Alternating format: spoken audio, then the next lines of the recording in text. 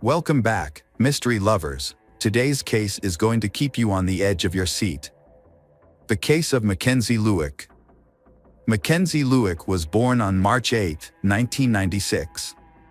Her father, Gregory Lueck, worked in healthcare logistics and administration, while her mother, Diana, was a homemaker. She grew up in El Segundo, Los Angeles County, California, with an older brother and two younger brothers. Mackenzie attended El Segundo High School, where she was on the swim team and played water polo. She was a dedicated student with a passion for art, music, and animals. After graduating, she enrolled at the University of Utah, majoring in kinesiology and nursing. She was also involved in the Alpha Kappa Omega sorority. While at the University of Utah, she expressed her support for women's rights and later left one of the major political parties to join a third conservative party. Mackenzie works at a biotesting company in Salt Lake City. She recalls the days when she biked to the Pacific Ocean, wearing a bikini and sunbathing in the high desert. She plans to pursue a career in the healthcare field, is considering nursing or medical school, and is scheduled to graduate in May 2020. The Lueck family was typical, but everything changed on June 17, 2019, when Mackenzie returned to Salt Lake City after her grandmother's funeral. Early on the morning of June 17, around 2 a.m., Mackenzie texted her mother after landing at Salt Lake City International Airport from California, "Landed and love you, Mom." However, when Diana tried to contact Mackenzie again, she realized that her daughter's phone was turned off. Gregory also called Mackenzie, but it went straight to voicemail, leaving the Lueck family worried about her well-being.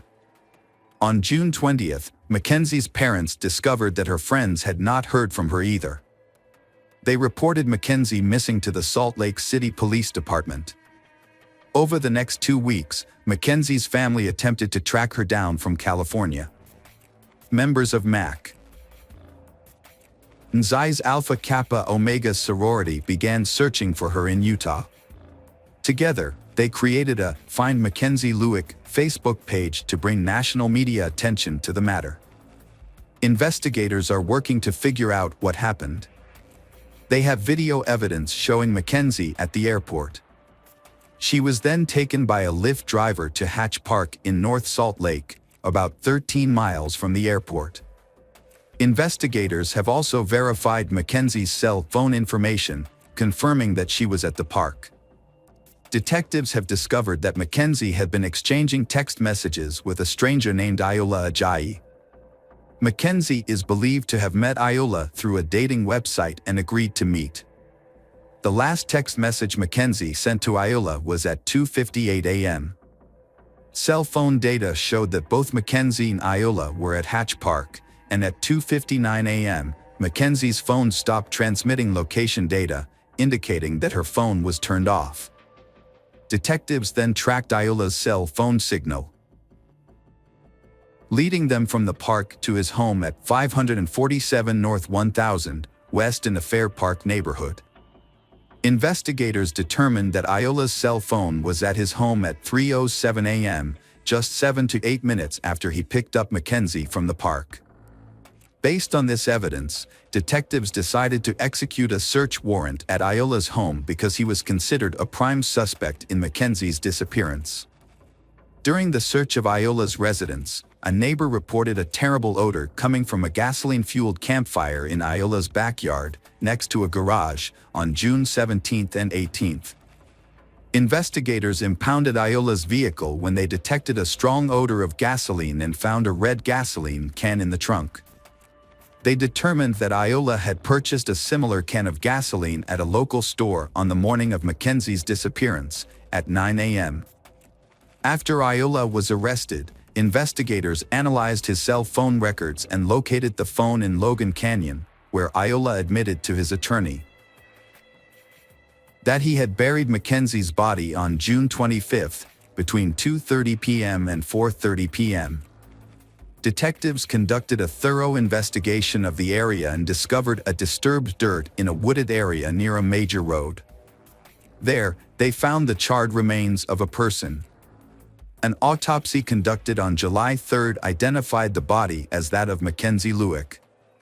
She had been bound with rope behind her back. The medical examiner determined the cause of death to be blunt force trauma to the left side of the skull and ruled her death a homicide.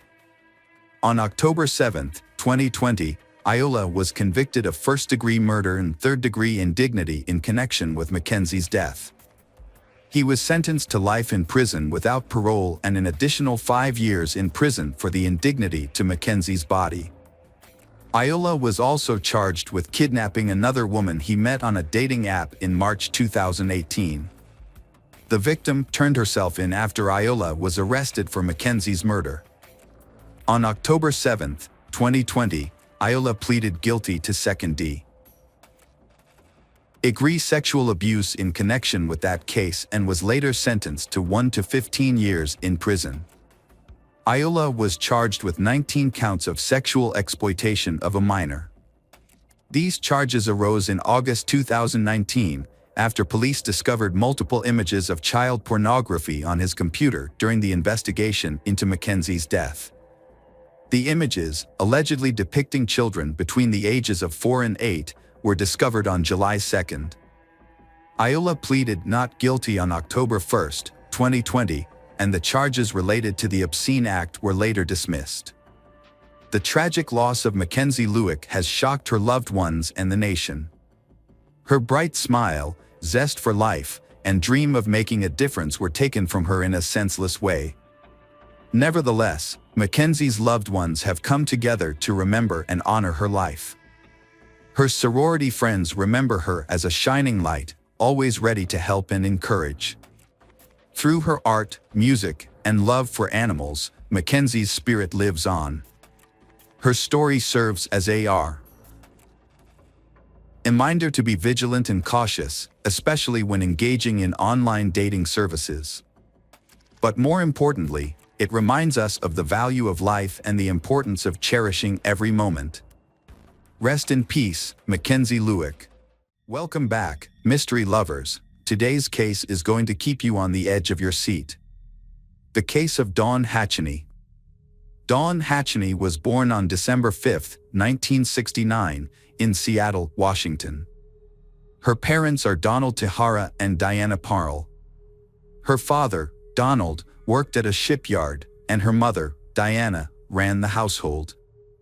Dawn is the oldest child and only daughter, with 3 younger brothers, Dennis, Darren, and Derek. Her family lives in Bremerton, Washington. According to her mother Diana, Dawn showed her religious devotion from an early age, embracing her faith and accepting God into her life when she was 4 years old. Dawn's childhood was difficult, however. Her parents suffered from anxiety and depression, leading to frequent conflicts at home. Despite these challenges in her childhood, Dawn did well in school, promising herself to get good grades. At age 12, she entered the Scripps National Spelling Bee, an experience that not only led her to the White House but also gave her the opportunity to meet the late President Ronald Reagan. Dawn graduated from Bremerton Christian School as valedictorian in 1988 before attending Northwest College of the Church of God in Seattle. While in college, Dawn met Nick Hatchey and they quickly formed a strong bond. However, her friends were concerned when she started calling him the one after only a few dates. They wanted Dawn to find someone who would truly care for and support her, but they worried that Nick was too aggressive and self-assured, which didn't seem to fit Dawn's personality. Interestingly, Nick's upbringing has some similarities to Dawn's. Nick was born and raised in Poulsbo, a coastal city in Washington. His family life was difficult from an early age. His father, Dan, was constantly immersed in his work as a mechanic, always distant when at home, neglecting his time and responsibilities for the family. His mother, Sandra, ran a daycare in the home and provided foster care, but Nick felt abandoned. He often confided in friends that he felt less loved than his siblings and even his foster children, and that his mother's affection for him was distasteful. Life was difficult with a depressed mother and a father who often neglected the family. Nick felt abandoned and emotionally isolated. Despite this, he found comfort in the Bible and became deeply involved in Christianity. His faith gave him confidence throughout his adolescence. Nick and Dawn first met in college. At first, Dawn's friends were confused by her interest in Nick, whose personality was the complete opposite of hers. Over time, they noticed a significant change in Dawn's behavior. Normally, she was confident, outgoing, independent, motivated, and always striving to achieve new goals. However, when she was with Nick, her personality changed dramatically. She became shy, introverted, and indecisive, often putting Nick's interests above her own, even when they made her feel uncomfortable. It seemed that Nick's influence brought out the worst in her, rather than the best. Despite this, their love continued to grow and their relationship remained strong. In 1990, Nick proposed to Dawn on Alki Beach and they became engaged. They married on April 20, 1991, and then moved back to Bremerton. By this time, both Dawn and Nick had completed their education. Dawn began working as a loan officer, and Nick began his work as a youth pastor at Christ Community Church on Bainbridge Island, near Seattle. Nick had a desire to become a youth pastor, specifically targeting Christ Community Church due to his relationship with his former youth pastor, Bob, also known as P.B. Smith. At the time, P.B. Smith remained at the church, having overseen the church's affairs since the late 1980s, but now partnered with Pastor Robert Billy Craig to lead the congregation. P.B. Smith took a more friendly but conservative approach to church leadership, while Pastor Robert was known for his strict teachings. In their marriage, Nick made decisions without his wife Dawn, largely because they adhered to the principles of Christian fundamentalism. These principles dictate that the wife submit to the authority of her husband, which Nick and Dawn believed was in line with God's plan. At Christ Community Church, this ideology was clearly promoted and considered acceptable. The church even performed exorcisms for its members, encouraged large families as a divine mandate, and advocated homeschooling for children. Modesty in women was emphasized and questions about sexuality were taboo. Those who disagreed with these norms risked expulsion from the church, creating a climate of silence among dissenters for fear of expulsion. Dawn and her congregation are mired in what many call a cult, with her husband, Nick, playing a key role in these dangerous activities. Initially, Nick admires P.B. Smith, but he soon becomes dissatisfied with P.B. Smith's laid-back approach and feels he has not learned enough. He turns his admiration to Pastor Robert, who has a more extreme and strict approach. Nick seeks direct advice from Robert, distancing himself from his close relationship with P.B. Smith. In contrast, Pastor Robert sees Nick as an opportunity to advance his own agenda. He wants to remove P.B. Smith from his position as senior pastor and take control of the church. Robert's intentions are not sincere and he uses Nick to achieve his own goals. Meanwhile, Nick and his wife Dawn are facing challenges in their personal lives. They are constantly moving from house to house, renovating properties to sell. Dawn grew tired of this lifestyle and longed to settle down in a permanent home. By 1997, these issues were causing tension in their relationship.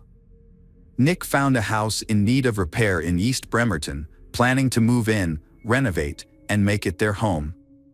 However, the purchase, renovation, and home business plunged the couple into debt.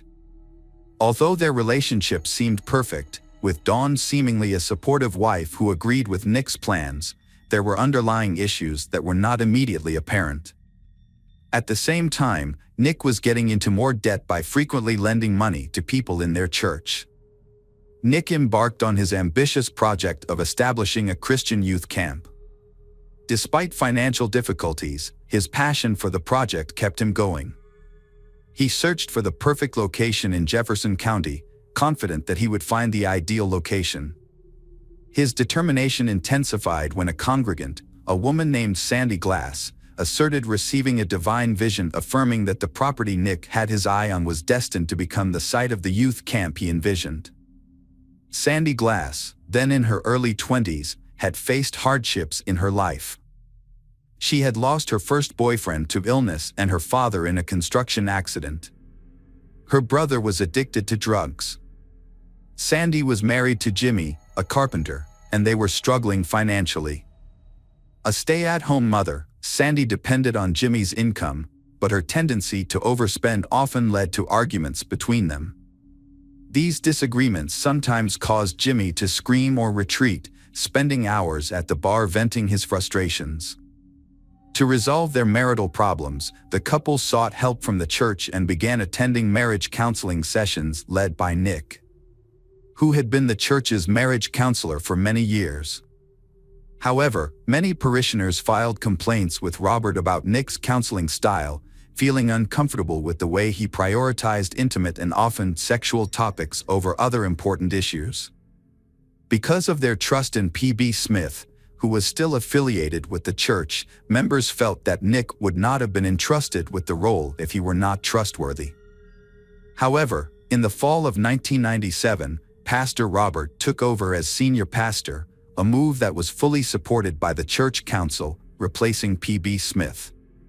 P.B. Smith and his wife then left to do missionary work in Africa. Jimmy's parents, who were also churchgoers, considered Sandy and Jimmy's decision to seek church intervention to be a hasty one.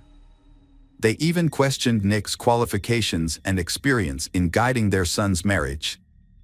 Their concerns grew when they noticed that Nick focused a lot of his attention on Sandy, rather than Sandy and Jimmy as a couple. This attention was not limited to counseling sessions. Nick and Sandy spent a lot of time talking on the phone and meeting outside of church. Jimmy's parents felt that the relationship between Nick and Sandy was unacceptable. They spent a lot of time together and seemed closer than a normal counselor and client should be. Pastor Robert's wife, Pamela, also noticed Nick's behavior and spoke to him privately about it. She told him that he needed to focus on his marriage and that his actions were inappropriate. After much complaining, Pastor Robert stepped in and told Sandy that her relationship with Nick was not working and needed to end. Sandy was angry with Pastor Robert's advice because she believed that she and Nick had a special relationship with God. She wrote him a letter saying that his judgment made it difficult for her to think that he believed in her ability to listen to God and help others. The relationship between Sandy and Nick had a negative impact on those around them. Dawn and Jimmy, as well as Jimmy's children from his previous marriage to Sandy, felt hurt and betrayed. One of the children even told Jimmy that Nick and Sandy had discussed Nick becoming their new father after Jimmy's death. Dawn began sharing with friends at church about her financial difficulties and her desire to have children, a desire that Nick strongly opposed. As 1997 drew to a close, Nick had relationships with several women in addition to Sandy. He engaged in private conversations and lengthy phone calls with these women. At the same time, Sandy's alleged visions grew stronger, prompting Nick to prioritize the establishment of her youth camp and devote more time to their relationship, as she believed they were destined to be together. On the contrary, Dawn made a lot of effort to rekindle Nick's happiness with her, even trying to lose weight. Some of the women in the congregation supported her, telling her that the problems in their relationship were not her fault, but Nick's own. Unfortunately, Dawn's life with Nick did not turn out as she had hoped when they got married. When Christmas came, Dawn woke up feeling unwell with a cold. Despite being sick, she and Nick spent the day with their family. That evening, they visited P.B. Smith's house and spent time with his family. Nick had plans to go hunting with Lindsay, P.B. Smith's daughter, and her friends the next morning, the 26th. Nick met his friends at the Hood Canal Bridge in Jefferson County to go hunting just before dawn. They spent a few hours in the woods without shooting anything and decided to leave. Around 9 a.m., they went to a local diner for breakfast. While eating, Nick suddenly stood up, looking worried, and said, "Dawn and I haven't opened our Christmas presents yet." He left the diner at 9:30 a.m. and arrived home at 10 a.m. to find his wife dead in a fire. When police arrived on the scene, they discovered that the fire had initially started in the bedroom due to a malfunctioning space heater. The fire quickly spread due to newspapers and wrapping paper in the room and was made worse by multiple propane tanks on the floor. Nick told friends at the diner that he and his family had not opened their Christmas presents. But he told police a different story. According to Nick, they had actually opened their presents the night before. He said that Dawn had gone to bed feeling unwell and left the wrapping paper scattered around. Nick also confirmed that he had received a propane tank as a Christmas present. The couple was in the process of renovating their home and had used the heater to stay warm during the winter. However, these old fireplaces were not as safe as modern ones and often caused fires and deaths. The police found no inconsistencies in Nick's story. As a local pastor, Nick's status in the community gave the police no reason to suspect anything else. And his wife's death, which was ruled an accident. The congregation was concerned for Nick's health and wanted to support him during this difficult time. Pastor Robert even offered to try to revive Dawn through prayer, but Nick refused, saying he did not want her to suffer any potential pain. This refusal surprised Robert, as Nick had previously been willing to participate in church activities, including the exorcisms they had performed. Mary Glass, Sandy's mother-in-law, immediately suspected Nick of being involved in Dawn's death. Convinced that it was no accident, she urged her husband to report the situation to the police, but this never happened. Soon after, the police officially declared Dawn's death an accident and referred the case to Nick's insurance company.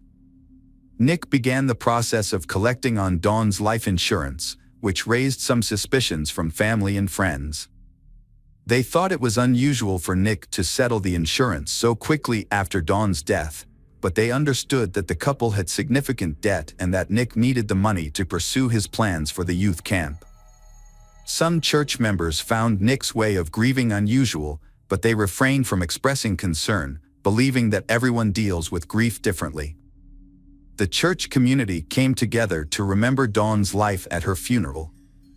Family and friends shared stories and remembered her life. Although everyone was sad, Nick remained calm throughout and even gave a 45-minute speech in Dawn's honor. When friends helped him clean out his house, they found several photos of Dawn hidden in the back of a closet, making it seem as though he wanted to throw them away. After that, Nick's behavior became increasingly harsh and insensitive, not only toward some church members but also toward neighbors and friends. He had many romantic relationships with women in the congregation. In a shocking turn of events, Nick began an intimate relationship with Diana, Dawn's mother, under the guise of grief over his widowhood. His actions became too much for Pastor Robert to bear, and Nick was asked to leave Christ Community Church. This eviction had a significant impact on Nick, marking the beginning of his growing troubles.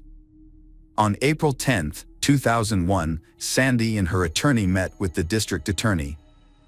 The district attorney offered Sandy immunity in exchange for her testimony about a secret she had kept since December 26, 1997. According to Sandy, on the morning of Dawn's death, Nick called her and said, "I did it." However, their conversation was abruptly interrupted by another incoming call on Sandy's phone, leaving Nick waiting to answer the call from someone at the church who had informed him of Dawn's case. After the second call ended, Sandy returned to the conversation with Nick and asked him to clarify what he meant. Nick simply repeated, "It's over, it's over." Sandy did not ask for further details about the call for several weeks. Eventually, Sandy confronted Nick, who confessed to giving Dawn an overdose of Benadryl and then suffocating her by placing a plastic bag over her face. Tragically, Dawn was still partially conscious and aware of what her husband was doing as she suffocated.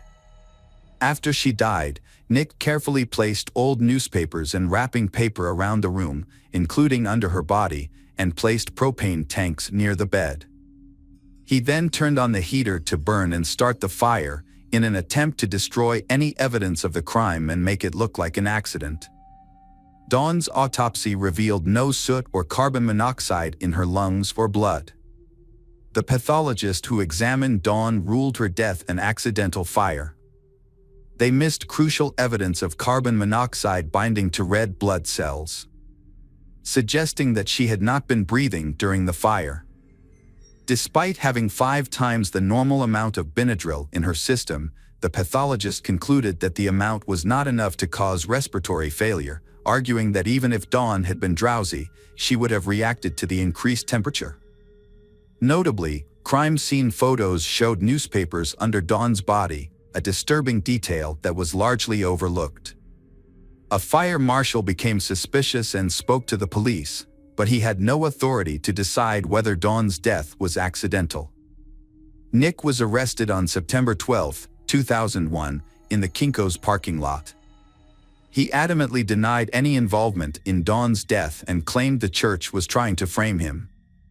Despite his claims that church members could cause serious harm, Nick was charged with first-degree murder and his bail was set at $750,000.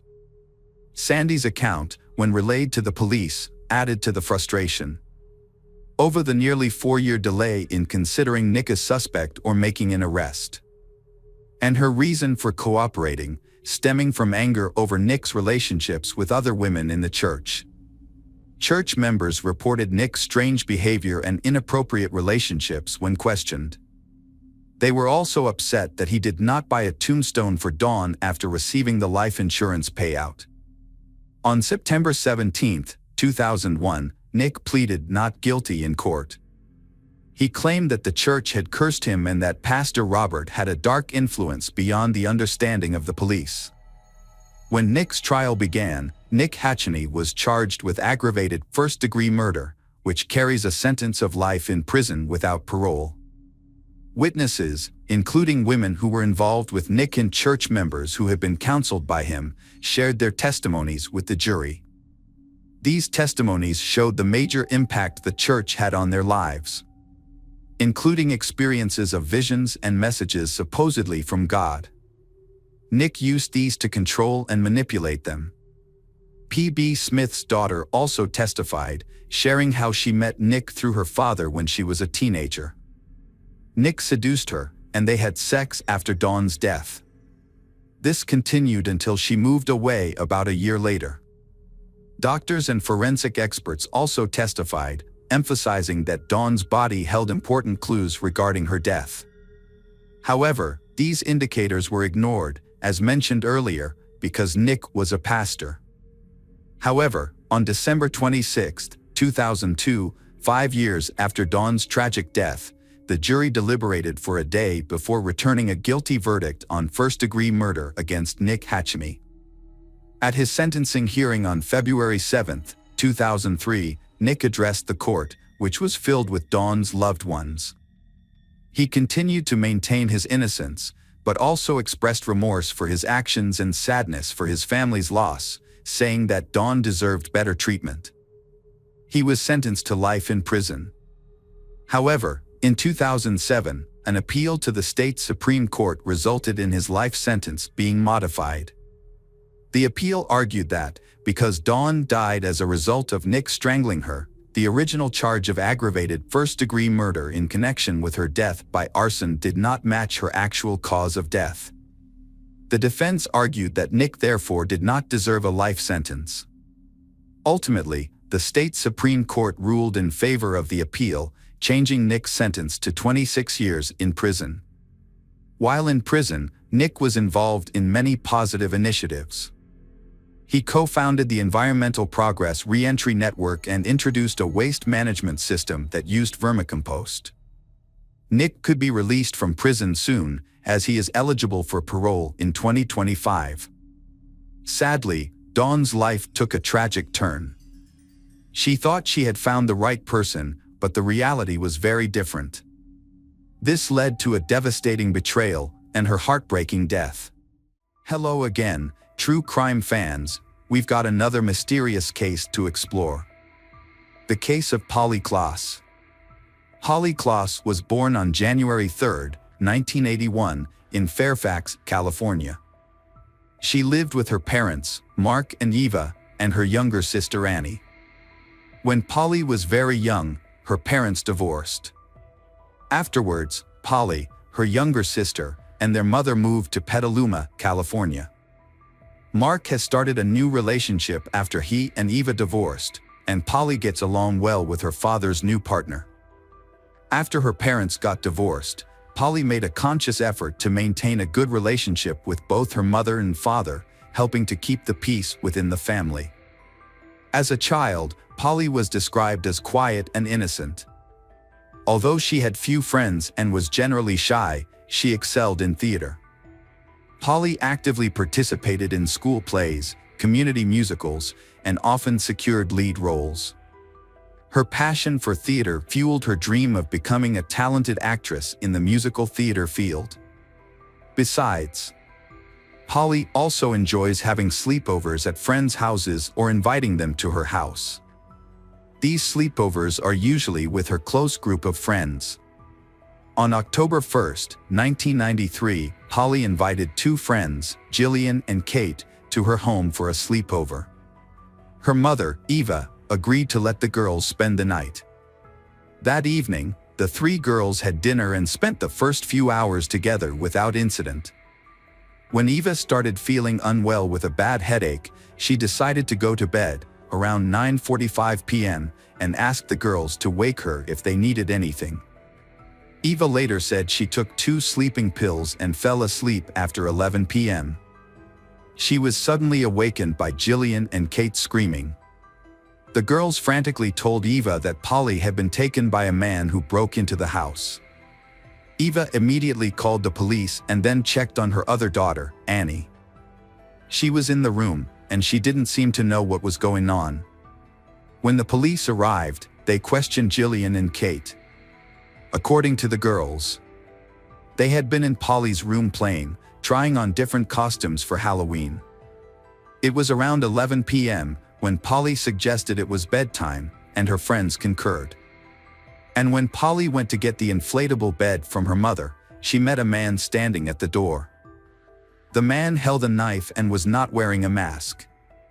But since we're approaching Halloween, the girls initially thought it was a joke and started laughing. However, they quickly realized the situation was not a joke at all. A man forcefully entered a house and became enraged when the three girls inside began to laugh. In a fit of anger, he restrained Jillian and Kate by tying their hands and feet and then demanded to know who lived in the house. Each girl replied that it was Polly. The man then proceeded to cover Jillian and Kate's heads with pillowcases and instructed them to count to 1,000. He told them that he would temporarily take Polly away, but promised to return her shortly. However, once Jillian and Kate realized the man had left the house, they tried to free themselves, which took approximately half an hour. They left the room and immediately informed Eva that Polly was missing and that a man had taken her. They reported the incident to the police, providing a brief description of the man. This allowed the officers to create a sketch of the suspect to aid in the search. Unfortunately, there was limited evidence found at the scene. A few footprints were discovered, but they all belonged to Polly, Eva, Annie, or friends who had visited the house in the days leading up to the incident. Some fabric fibers found on the carpet in Polly's room were significantly different from those in the carpet at her home. Analysis revealed that they belonged to a car's carpet. Police searched cars belonging to people the family knew but found no match, leading them to believe the fibers came from the kidnapper's car. A palm print was also found, but it couldn't be matched to anyone in the databases at the time because fingerprinting and DNA technology weren't advanced enough. However, the print was saved for possible comparison to a suspect in the future. In addition to the fibers, a piece of fabric resembling silk was found in Polly's room. It appeared to have been cut from a garment with scissors and had a unique pattern.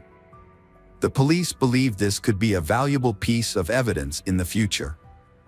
A hair was also found, but its origin was unknown.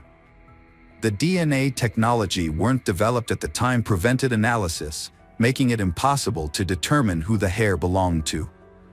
The search for Polly was one of the largest in United States history at that time, with many volunteers joining in.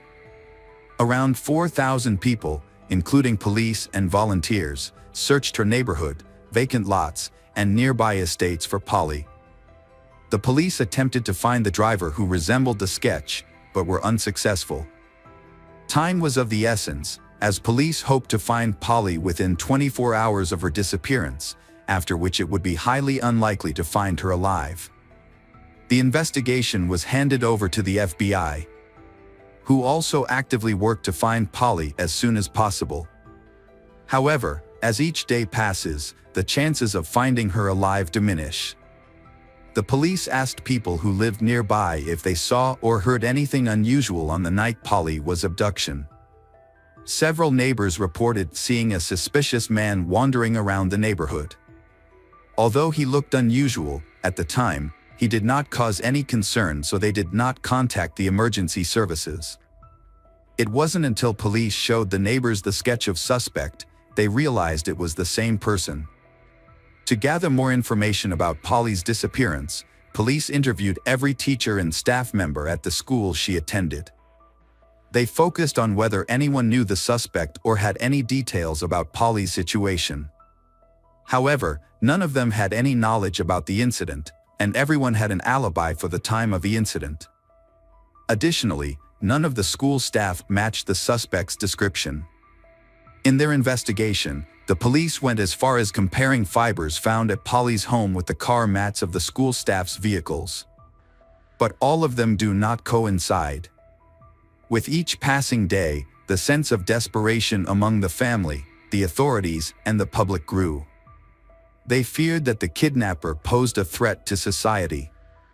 This added to the urgency for the police to solve the case. A $200,000 reward was offered for any information that could help locate Polly.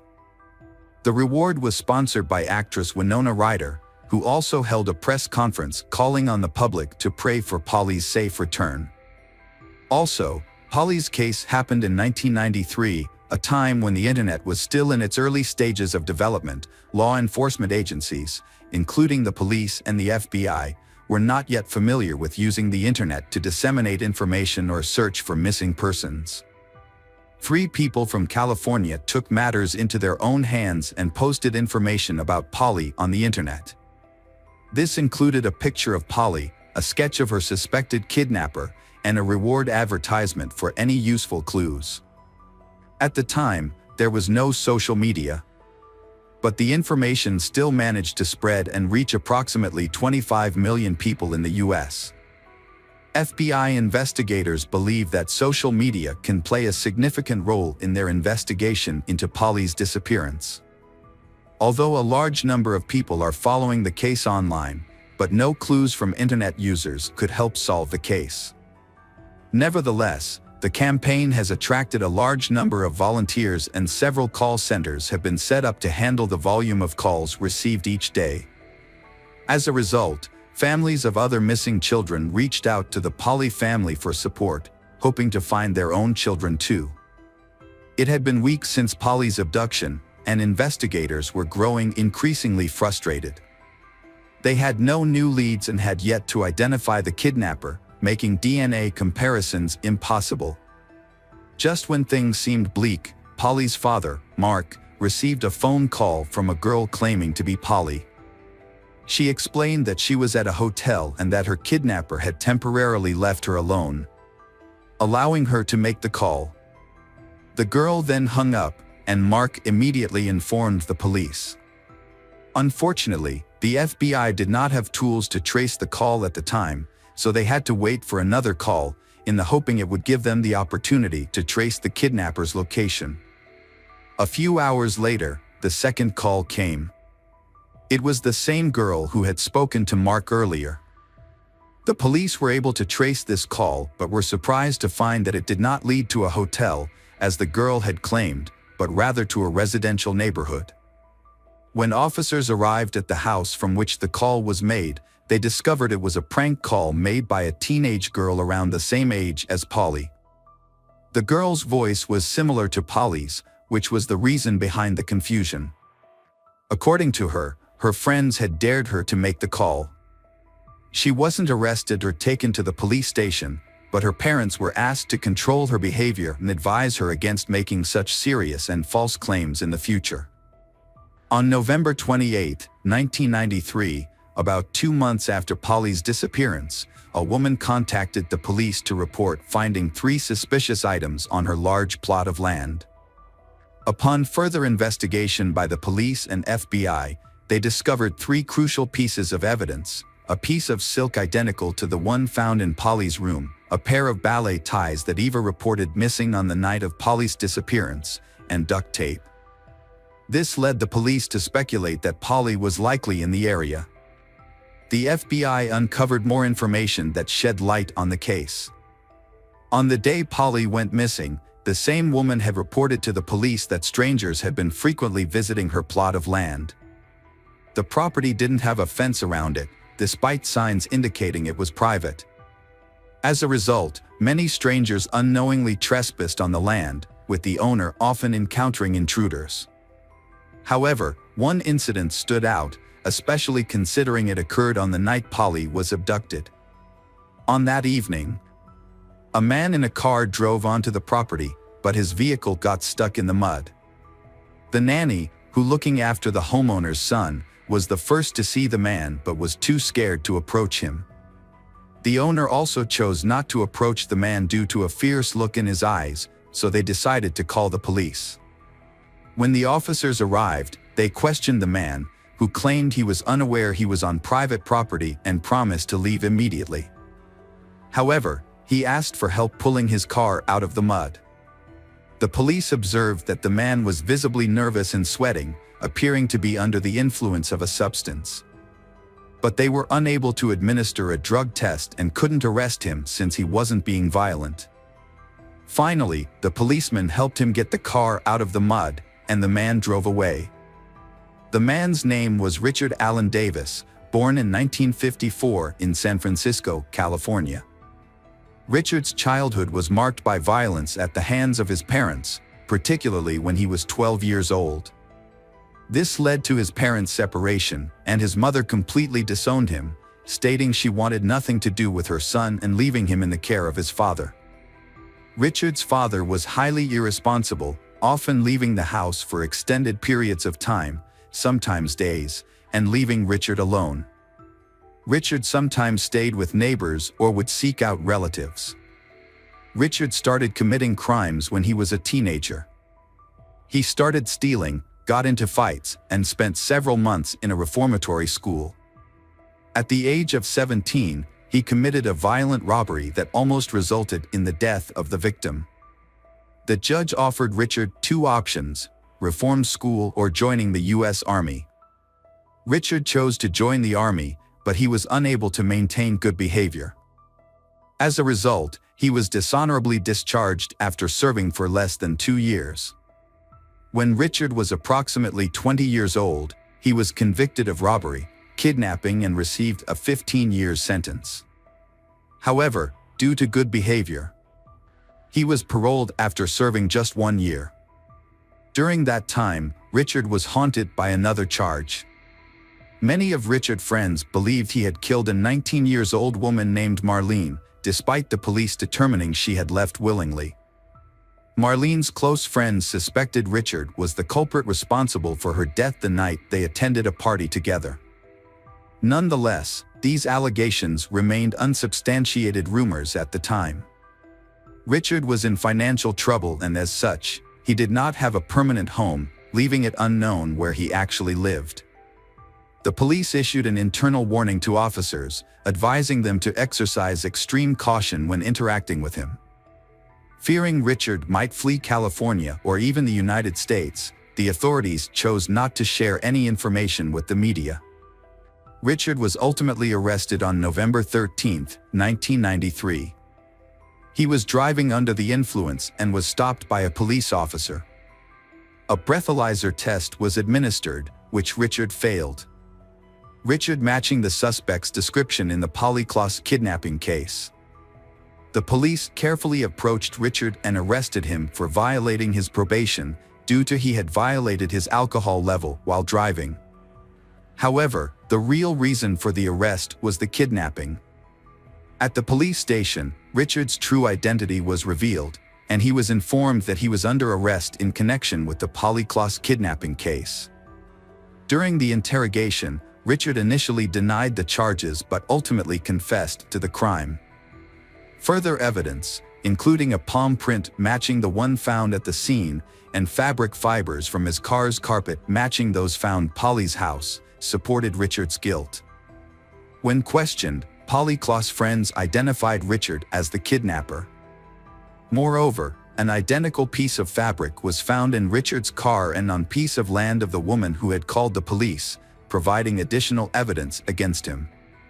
The suspect eventually admitted to the crime after much evidence pointed to his guilt. Richard claimed that on the day of the incident, he had been using illegal substances with friends and was not feeling well. Despite this, he decided to commit a burglary and drove to a neighborhood where he spotted a house with an open window. He climbed in through the window, searching for valuables, and was about to leave when he encountered Polly. She was extremely frightened, and Richard made the decision to abduct her. He put Polly in the back seat of his car and drove to a secluded area, where he sexually assaulted her. After this, he got back in the driver's seat and continued driving.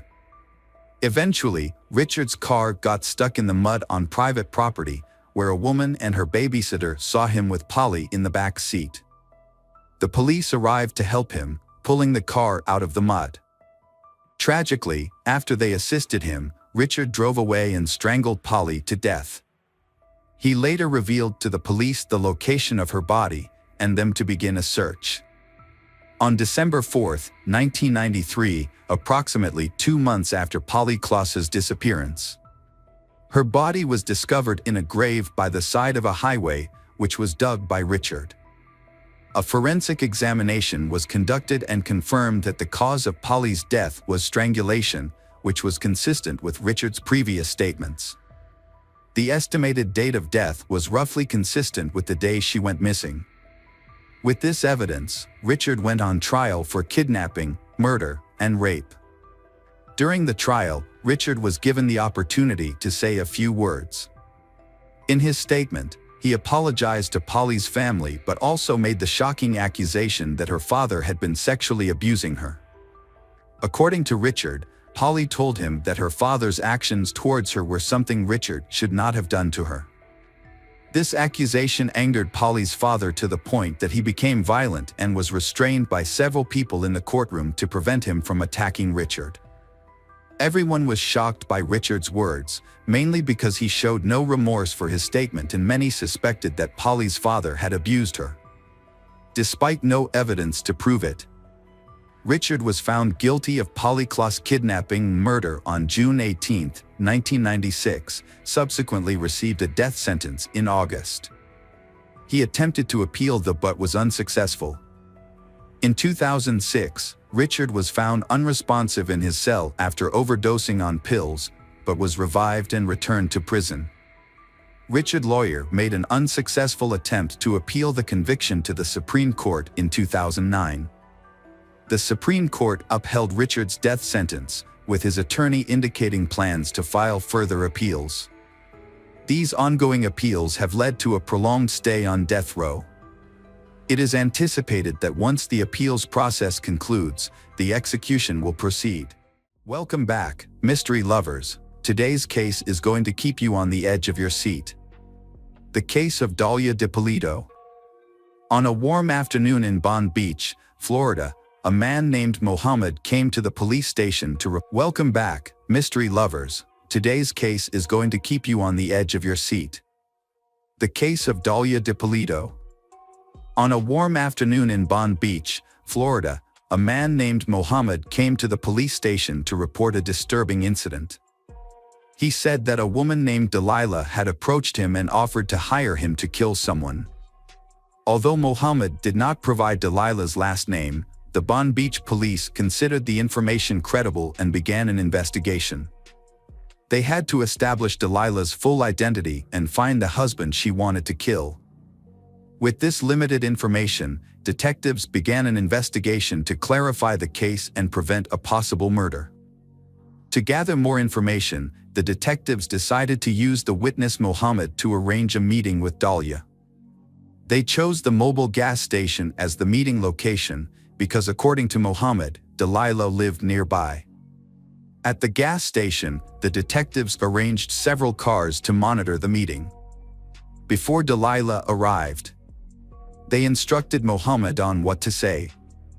They also attached a small recorder to Mohammed so they could listen in on his conversation with her. While monitoring the mobile gas station, the detectives unexpectedly witnessed a meeting between Mohammed and Delilah. Delilah's appearance made a strong impression on the detectives, as she did not resemble the usual image of someone who wanted to hire someone to kill her husband. Instead, Delilah wore a skirt and a tank top, looking very attractive.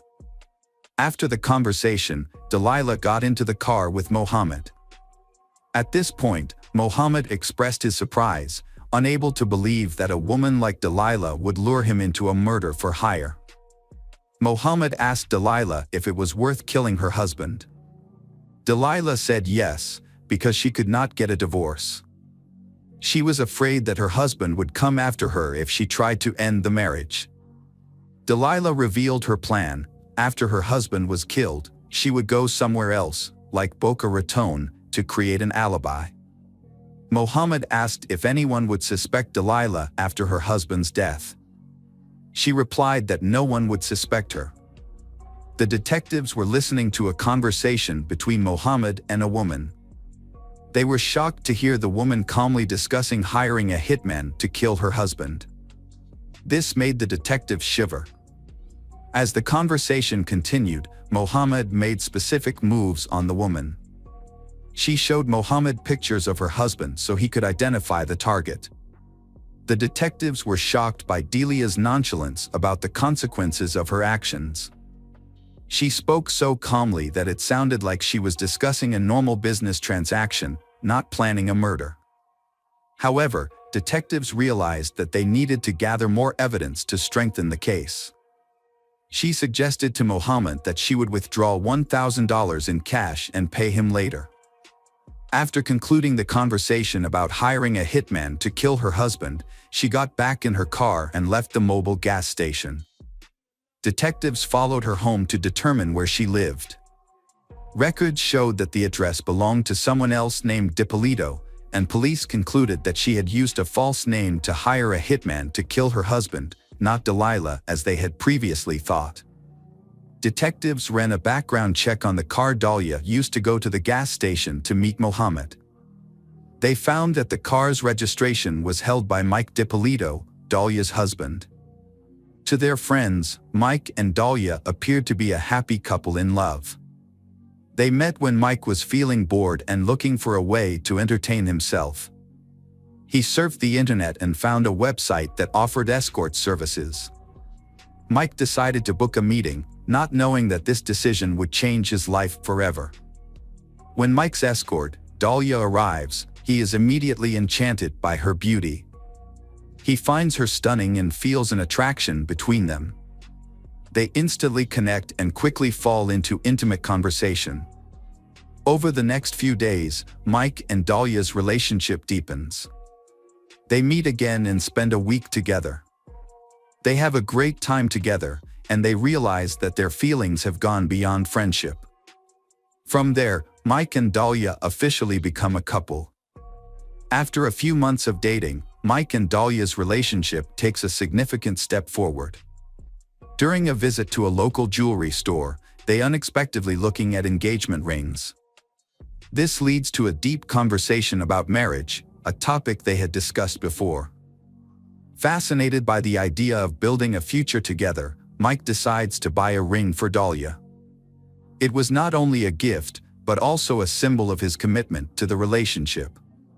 Even though their relationship was moving forward quickly, Mike was still extremely happy in love. He believed that this was the right move for both of their futures. Before meeting Dahlia, Mike had a criminal record in 2001. He was convicted of theft, fraud, and wire fraud in Broward County, Florida. At the time, Mike was addicted to drugs and needed money. The court sentenced Mike to 2 years in prison and 28 years of probation. This long probation period was to give Mike the opportunity to pay off his debts. When Mike first returned home from prison, he had trouble paying his debts. Determined to solve this problem, Mike took a job as a cook at a restaurant for $350 a week. However, this was not enough to pay off his large debt. Mike wanted to improve his financial situation to pay off all his debts and ensure that he did not have to go back to prison. Fortunately, a friend introduced Mike to a new job at an office near his home, just 4 blocks away. This gave Mike the opportunity to move from his job as a chef to the field of email marketing, opening up better financial prospects. When Mike and Dahlia began their relationship, Mike was honest about his difficult past and current restrictions. He explained that he could not freely travel between states without permission. Dahlia, with her strong passion for travel, expressed her desire to explore the world with Mike. Realizing that the financial burden was hindering their dreams, Dahlia proposed a bold solution. She was willing to give Mike $91,000 so that he could pay off the remaining debt. This money would help them get out of debt and start a new life, free to travel like Dahlia had always dreamed of. At that time, Dahlia was working as a real estate agent and making a lot of money. With her stable finances, she was able to help Mike pay off his debt and clear his criminal record. Mike consulted his lawyer about how to handle the situation. The lawyer advised him to prepare enough money to be released from probation. After discussing, Dahlia and Mike decided to transfer the money to Dahlia's Bank of America account because it was the safest and most convenient way. Mike's joy about paying off his debt and getting married was quickly shattered. One day, he received a text message from Dahlia informing him that she had transferred the money to his lawyer. Mike contacted the lawyer to confirm, but was surprised to be informed that they had not received any money from Dahlia. 2 days after the transaction, the lawyer still has not received the money. Mike contacts Dahlia, asking her for information about the money transfer and a receipt for verification. However, Dahlia suspects that the lawyer has misappropriated the money. She tells Mike that she will try to get the money back. Meanwhile, Mike hopes that they can resolve this misunderstanding smoothly. On the other hand, the Boone Beach Police Department enlists the help of Sergeant Whitey Jean, an undercover police officer. When he meets with the detective in charge of the case, Sergeant Jean is informed that Dahlia is trying to hire a hitman to kill her husband. The detective tells him that Dahlia is waiting for a call from the hitman and asks Sergeant Jean to pose as the hitman to arrange a meeting with Dahlia. Sergeant Whitey Jean agrees to participate in the investigation by posing as a hitman. In this role, he contacts Dahlia and asks her to pay $3,000 up front and the keys to her house. The request for the keys was part of a plan to make Dahlia believe that the murder would occur at her home. However, Dahlia felt uncomfortable with the request. She contacted Muhammad, who had introduced her to the hitman, to express her concerns. During a phone call between Muhammad and Dahlia, the detectives overheard and were concerned that they might have scared Dahlia.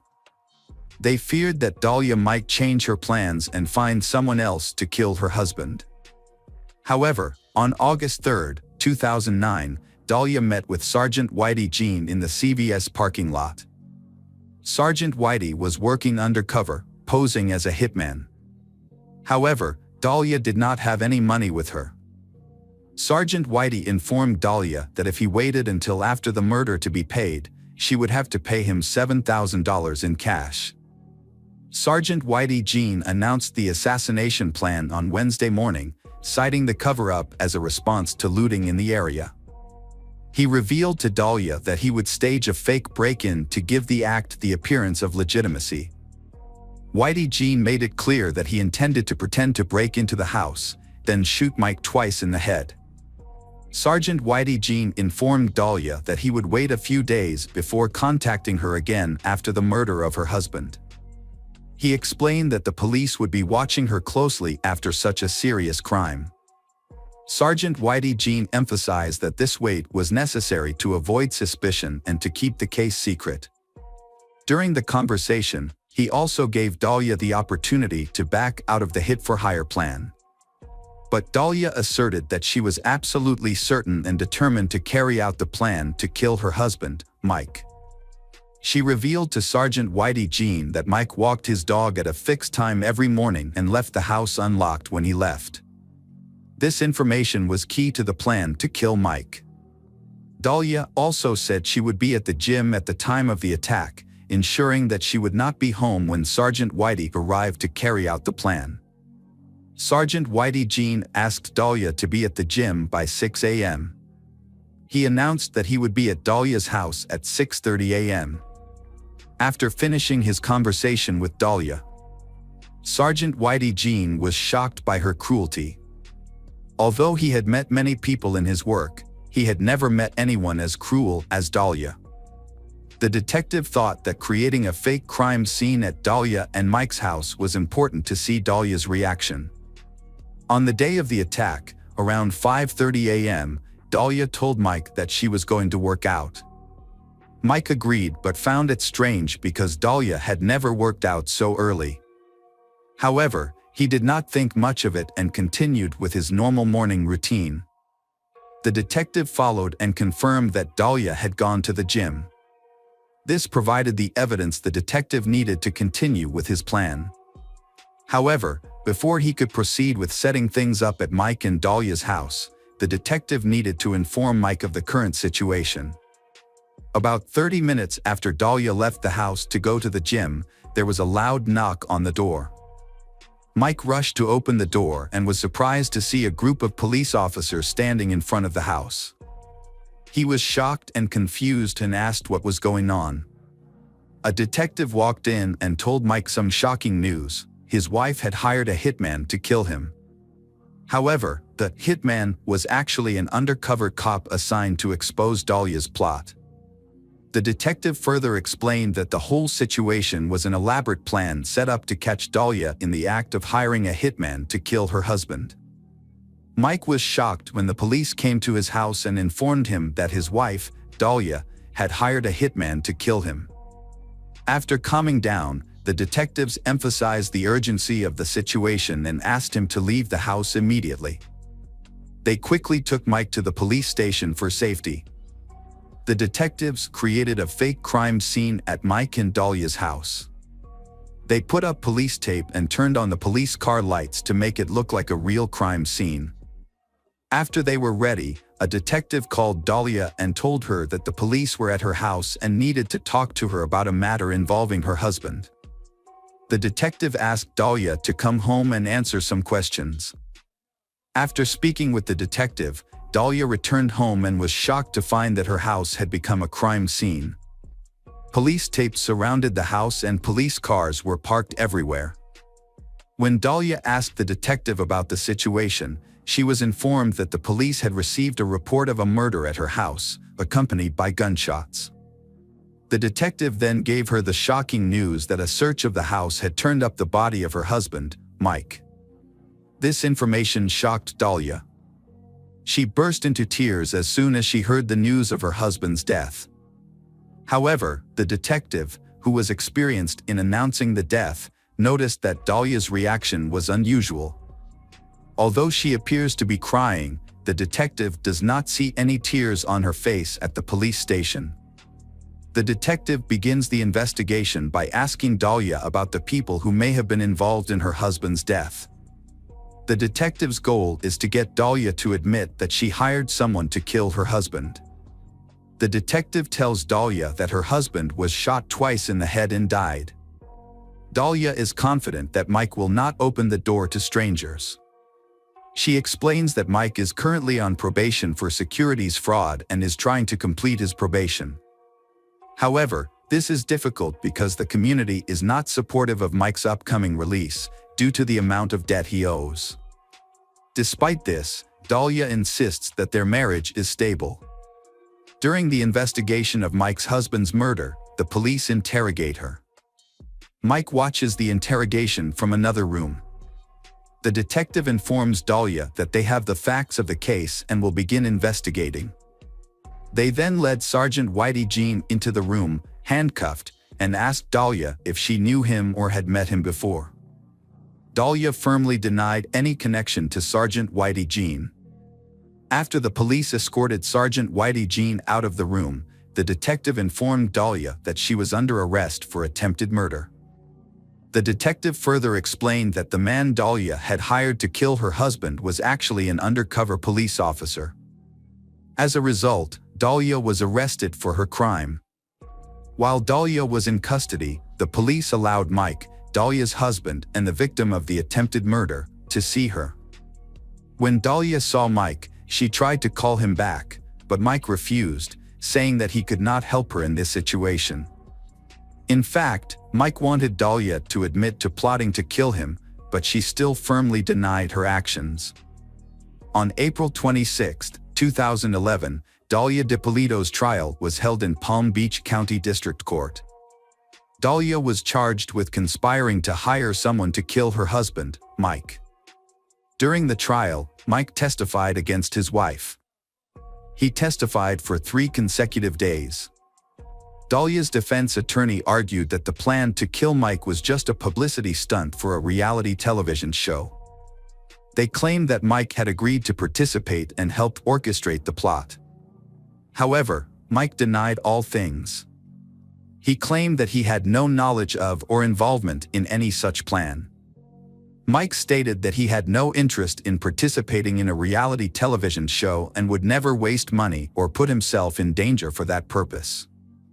After closing arguments, the jury deliberated for hours and ultimately found Dahlia guilty of solicitation of first-degree murder with a firearm.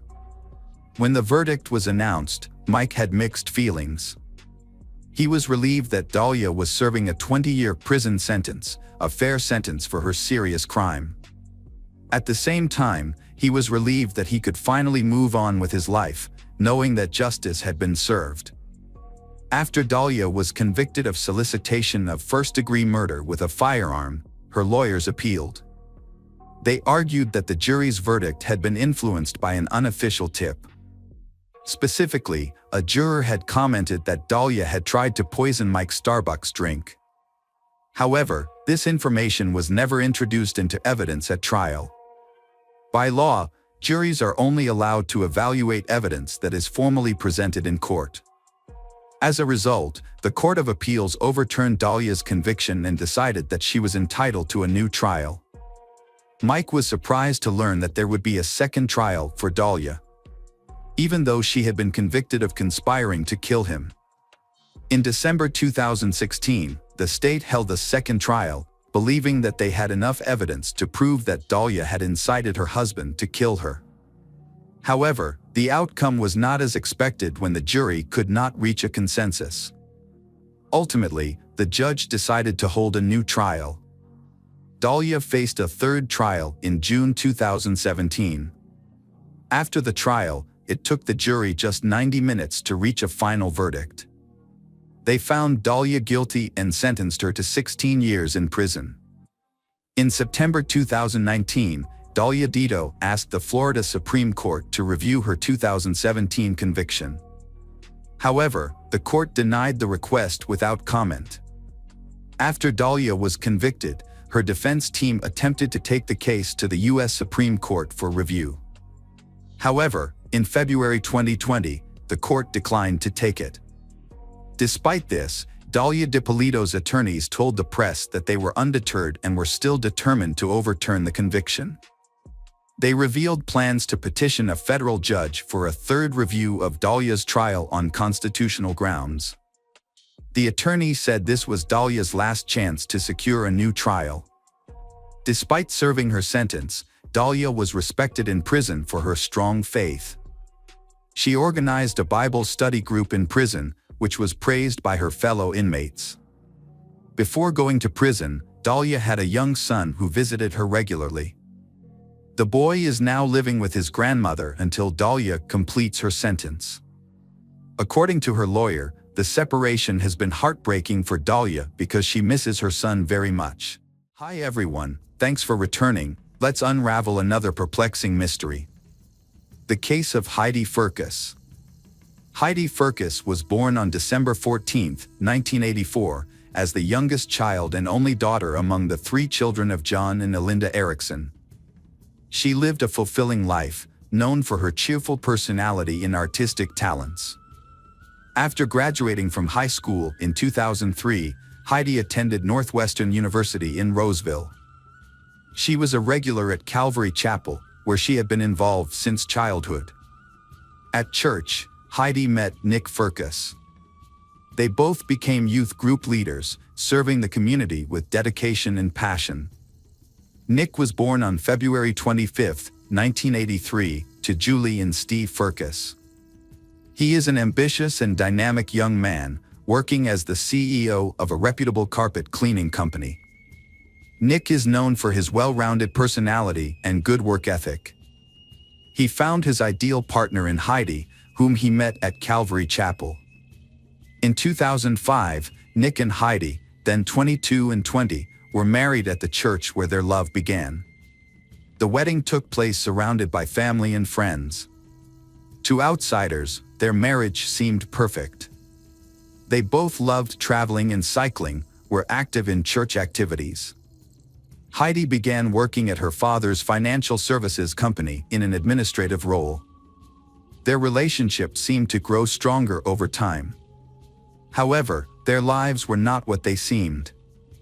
Little did Heidi know that her life was about to take a turn. On the morning of April 25, 2010, a tragic event occurred in St. Paul, Minnesota. Heidi called 911 to report an intruder in her home. Just 38 seconds into the call, while Heidi was giving her address, she suddenly yelled, "No," and a gunshot rang out. 65 seconds after the first shot, Heidi's husband, Nick, used her phone to contact 911 again. He said in desperation, "Please, someone just broke into my house and shot me and my wife." During the call, Nick sobbed and repeatedly screamed, "Oh Heidi, my wife is dead, please come here." He also screamed, "No," in pain. When police arrived at the scene, they found Heidi lying unconscious in the kitchen with a gunshot wound to her back. Nick was lying next to her on the floor, still talking to 911. He looked very distressed and had a wound to his left leg. Nick told police that 1 or 2 intruders had broken into their home. He grabbed a handgun and tried to flee with his wife through the back door, heading towards the garage. However, the intruder grabbed the gun from Nick and shot both of them. Meanwhile, Nick was taken to the emergency room for treatment. There, police questioned him about why he and Heidi left their bedroom, which was supposedly safer, to face potential danger. Nick explained that they were just trying to escape the house through the back door. After being treated for his injuries, Nick was released from the hospital after only 3 hours. Nick was called back to the police station for further questioning about the incident. He recounted in detail what happened. Nick said he remembered that he and Heidi watched a movie and drank alcohol together that night. They went to bed around midnight. Nick said he woke up the next morning, between 6:10 and 6:15, to the sound of the screen door opening and someone trying to unlock the front door. Investigators asked Nick about the door being locked. Nick admitted that he and Heidi usually locked it, but he thought he had forgotten to do so on the night of the incident. Upon hearing the strange noise, Nick said he retrieved the handgun from the upstairs closet. He explained that he had brought it up from the basement a month earlier because it had begun to rust. Initially, the gun was unloaded, but he loaded it when he heard the noise. He then woke Heidi and asked her to call 911. He instructed her to leave the house and go to the garage, where they had parked their car, as part of a safety plan they had agreed upon in case of danger. Although right-handed, Nick held the handgun in his left. He followed behind Heidi, protecting her as they moved towards the garage. Nick said that he and Heidi stopped at the front door to get her purse. Suddenly, the door opened, and a man rushed in. The intruder was dark-skinned, about 6 feet 1 inch tall, weighing between 200 and 220 pounds, and wearing a dark-colored hooded sweatshirt with the hood pulled tightly around his face. Nick said the intruder grabbed his handgun. They struggled, and during the scuffle, the gun went off. Nick explained, "My finger accidentally touched the trigger. Heidi was running away, so I may have hit her in the back." Nick recounted the incident that the first shot hit Heidi, causing her to fall immediately. He and the intruder continued to wrestle for the gun. During the struggle, the gun went off again, hitting Nick in the upper thigh. He fell to the ground from his wound. At that point, the intruder escaped through the front door. Nick told investigators that Heidi became unconscious after being shot, and he later lost consciousness due to his wound. Nick told the police that their home was going to be foreclosed on the following day. They planned to inform family and friends of the situation that same day. Nick explained that, due to falling behind on their mortgage payments, their home had been repossessed and sold. Although they had to leave, they hadn't told anyone about it. Their plan was to pack up on Sunday and leave some items in the garage for pickup later on Monday morning. They planned to find temporary accommodation, but life took a different turn. Brendan O'Connor, a neighbor who was cat-sitting at a nearby home, reported to police that he heard an argument followed by gunshots. He also heard someone shouting for help, "You shot her. You shot me. Please, please don't." Although no one saw the intruder flee, Nick provided police with a sketch of the suspect a few weeks later, which was released to the public. Police described the suspect as an unidentified man, 6 feet 1 inch tall, weighing 200 to 220 pounds, and wearing a dark-colored hoodie. About 3 weeks after the murder, the police showed Nick an artist's sketch of the suspect based on his original description. In this updated report, Nick further described the suspect as African American, estimated to be between the ages of 40 and 60. Based on this information, the initial investigation focused on finding the unidentified African American intruder. Police searched the surrounding area extensively, hoping to find evidence or witnesses to corroborate Nick's account. However, the investigation into Heidi's death did not result in any arrests or charges. As a result, the case remained unsolved for many years. More than a decade later, Heidi's murder remains unsolved.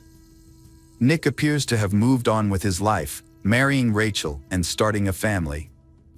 However, when financial troubles resurface, Rachel begins to suspect that her husband has hidden secrets.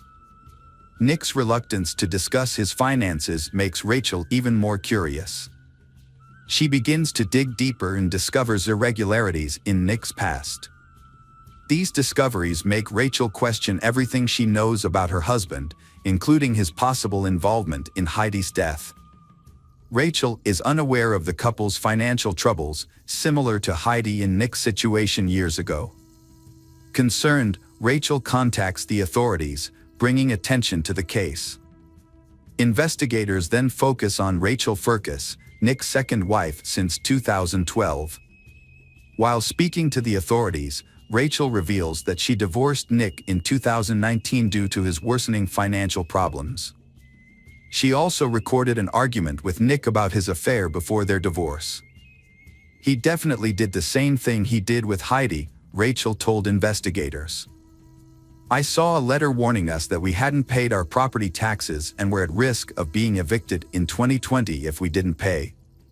When Rachel reported her suspicions to the police, the Heidi murder case was reopened. Sergeant Nicole Sipes of the St. Paul Police Department was assigned to the case. She listened carefully to Rachel's concerns and began reviewing all the evidence. Determined to find the truth, Sergeant Nicole took a bold step. She asked the FBI to help analyze the 911 call recordings. She hoped this would lead to new clues that would shed light on what happened the night of Heidi's murder.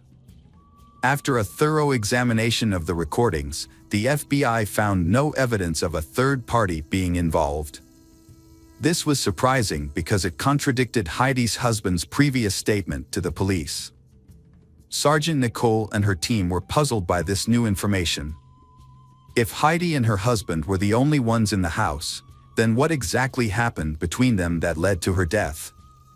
The absence of a third person further raised suspicions about the husband's involvement in the murder. The investigation continued to intensify in order to find the truth. New discoveries by the FBI opened up new lines of inquiry. Sergeant Nicole was more determined than ever to bring justice to Heidi and provide answers to her grieving family. Investigators collected financial documents that contradicted Nick's previous statements, making him the prime suspect in Heidi's murder. Nick's account of the incident kept changing. Initially, he said that the intruder had taken his gun and shot both him and Heidi. He later testified that the intruder did not take the gun, but that he had accidentally pulled the trigger, hitting Heidi in the back.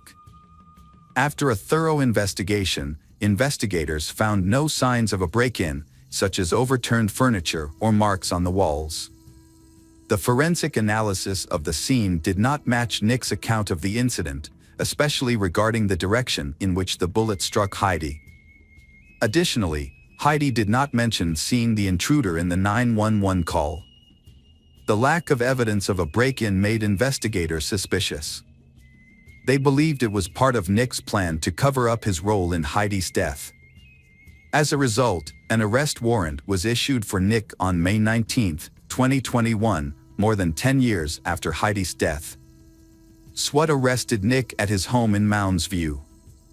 The arrest was the result of Rachel's suspicions and the investigative efforts of Sergeant Nicole Sipes. Many were surprised because the case was thought to be dead. As the trial progresses, the details of the case will be revealed, and the truth about that fateful night will gradually come to light. The big question on everyone's mind is whether Nick was responsible for Heidi's death. After Nick was arrested, Heidi's family said, "We are incredibly grateful to everyone who has worked tirelessly to bring this case to this stage. We also thank everyone who has prayed for and supported us over the years. We hope that these charges will help to clarify the truth and bring justice to Heidi. While we cannot bring Heidi back, we believe she would have wanted us to find the truth. God is glorified by the truth. Heidi's life and memory are further honored by the truth being revealed." The family expressed relief, gratitude, and determination to find the truth. They thanked those who persisted and the community's support, hoping Nick's charges will bring justice. When the case went to trial, Nick maintained his innocence. His family, especially his father, also believed in Nick's innocence. They believed that Nick's deep love for Heidi could not have led him to commit murder. However, the jury had a different view. After 10 hours of deliberating the evidence, on February 10, 2023, they reached a surprising verdict. Nick was convicted of brutal murder. This decision left everyone who knew Heidi stunned and in disbelief, especially since Nick was the person Heidi trusted the most. During the trial, the prosecution detailed the defendant Nick's difficult financial situation. They argued that Nick had kept his financial problems from Heidi and, fearing embarrassment, decided to kill her. The prosecution also questioned Nick's story about the home invasion, arguing that it could have been a cover-up for the crime. Compelling evidence was presented that there were no signs of forced entry into the home, there were many inconsistencies in Nick's testimony, and no DNA or physical evidence of an intruder was found. These factors reinforced the prosecution's argument that Nick was the perpetrator, not an intruder as he claimed. The lack of evidence cast serious doubt on the veracity of Nick's story. At the trial, the prosecutor accused Nick of not wanting to face the truth about his deceitful behavior, leading him to take the extreme step of killing Heidi to protect his reputation. Defense attorney, in contrast, argued that the transition from financial hardship to murder was unreasonable. He also argued that the idea of killing his wife to save his reputation was absurd and had no psychological basis. After a thorough trial and careful consideration of the evidence, the jury unanimously found Nick Ferris guilty of first-degree murder. On April 13, 2023, the judge handed down the harshest sentence possible. Nick would serve life in prison without the possibility of parole. Despite his guilty verdict, Nick Ferris maintained that he had nothing to do with the death of his wife, Heidi. He maintained his innocence, even after his conviction. Currently, Nick is serving a life sentence at the Minnesota Correctional Facility in St. Cloud, Minnesota. However, the motive for the murder remains unclear, leaving us to wonder what drove Nick to commit this regrettable act. However, the investigation revealed that in June 2009, Nick received a foreclosure notice on his home. The house was then auctioned off at a sheriff's auction that same month. About 10 months before Heidi's murder, the eviction process began in February 2010, and a hearing was scheduled for March 8, 2010, which Nick attended alone. The original closing date was April 9, 2010. Nick contacted attorneys, claiming that his grandmother was in the hospital and dying, and asked for the closing date to be moved to April 26. When investigators looked into the matter, they found no evidence that Nick's grandmother was actually in the hospital or had died in 2010. When they asked if Heidi knew about all of this, Nick claimed that Heidi was fully aware of their financial difficulties. He added that they had planned together to leave the foreclosed house and start a new life elsewhere. But the truth is that Nick killed his wife to hide his financial troubles from her. He was too ashamed to admit that he owed $118,000 in credit card debt and was 22 months behind on his mortgage. Although justice has been served, the pain and loss of Heidi's loved ones will remain. No punishment can undo the harm done or bring back the beautiful life she lost so cruelly. Welcome back, detectives. Let's dive into another horrible case. The case of Karina Vetrano. On Tuesday, August 2, 2016, Karina Vetrano met her father, Philip, after work. They had planned to spend time together as family gatherings had become increasingly rare due to everyone's busy schedules. Karina was juggling 2 jobs at the time. Philip picked her up and took her to his home, where they shared stories about their week. As Karina prepared to head home, she invited her father to join her for a jog, an activity they often did together. However, Philip declined, explaining that his back was hurting badly and he thought he might need a new prescription or that the change in weather was affecting him. He offered to call a cab for her instead. Karina turned down the offer because she was focused on training for an upcoming marathon and thought jogging would be helpful. Unbeknownst to her parents, this would be the last time they saw their daughter. At 5:45 p.m., she left her father's house to go for a jog. Starting at Spring Creek Park, a peaceful oasis surrounded by greenery in the heart of the city.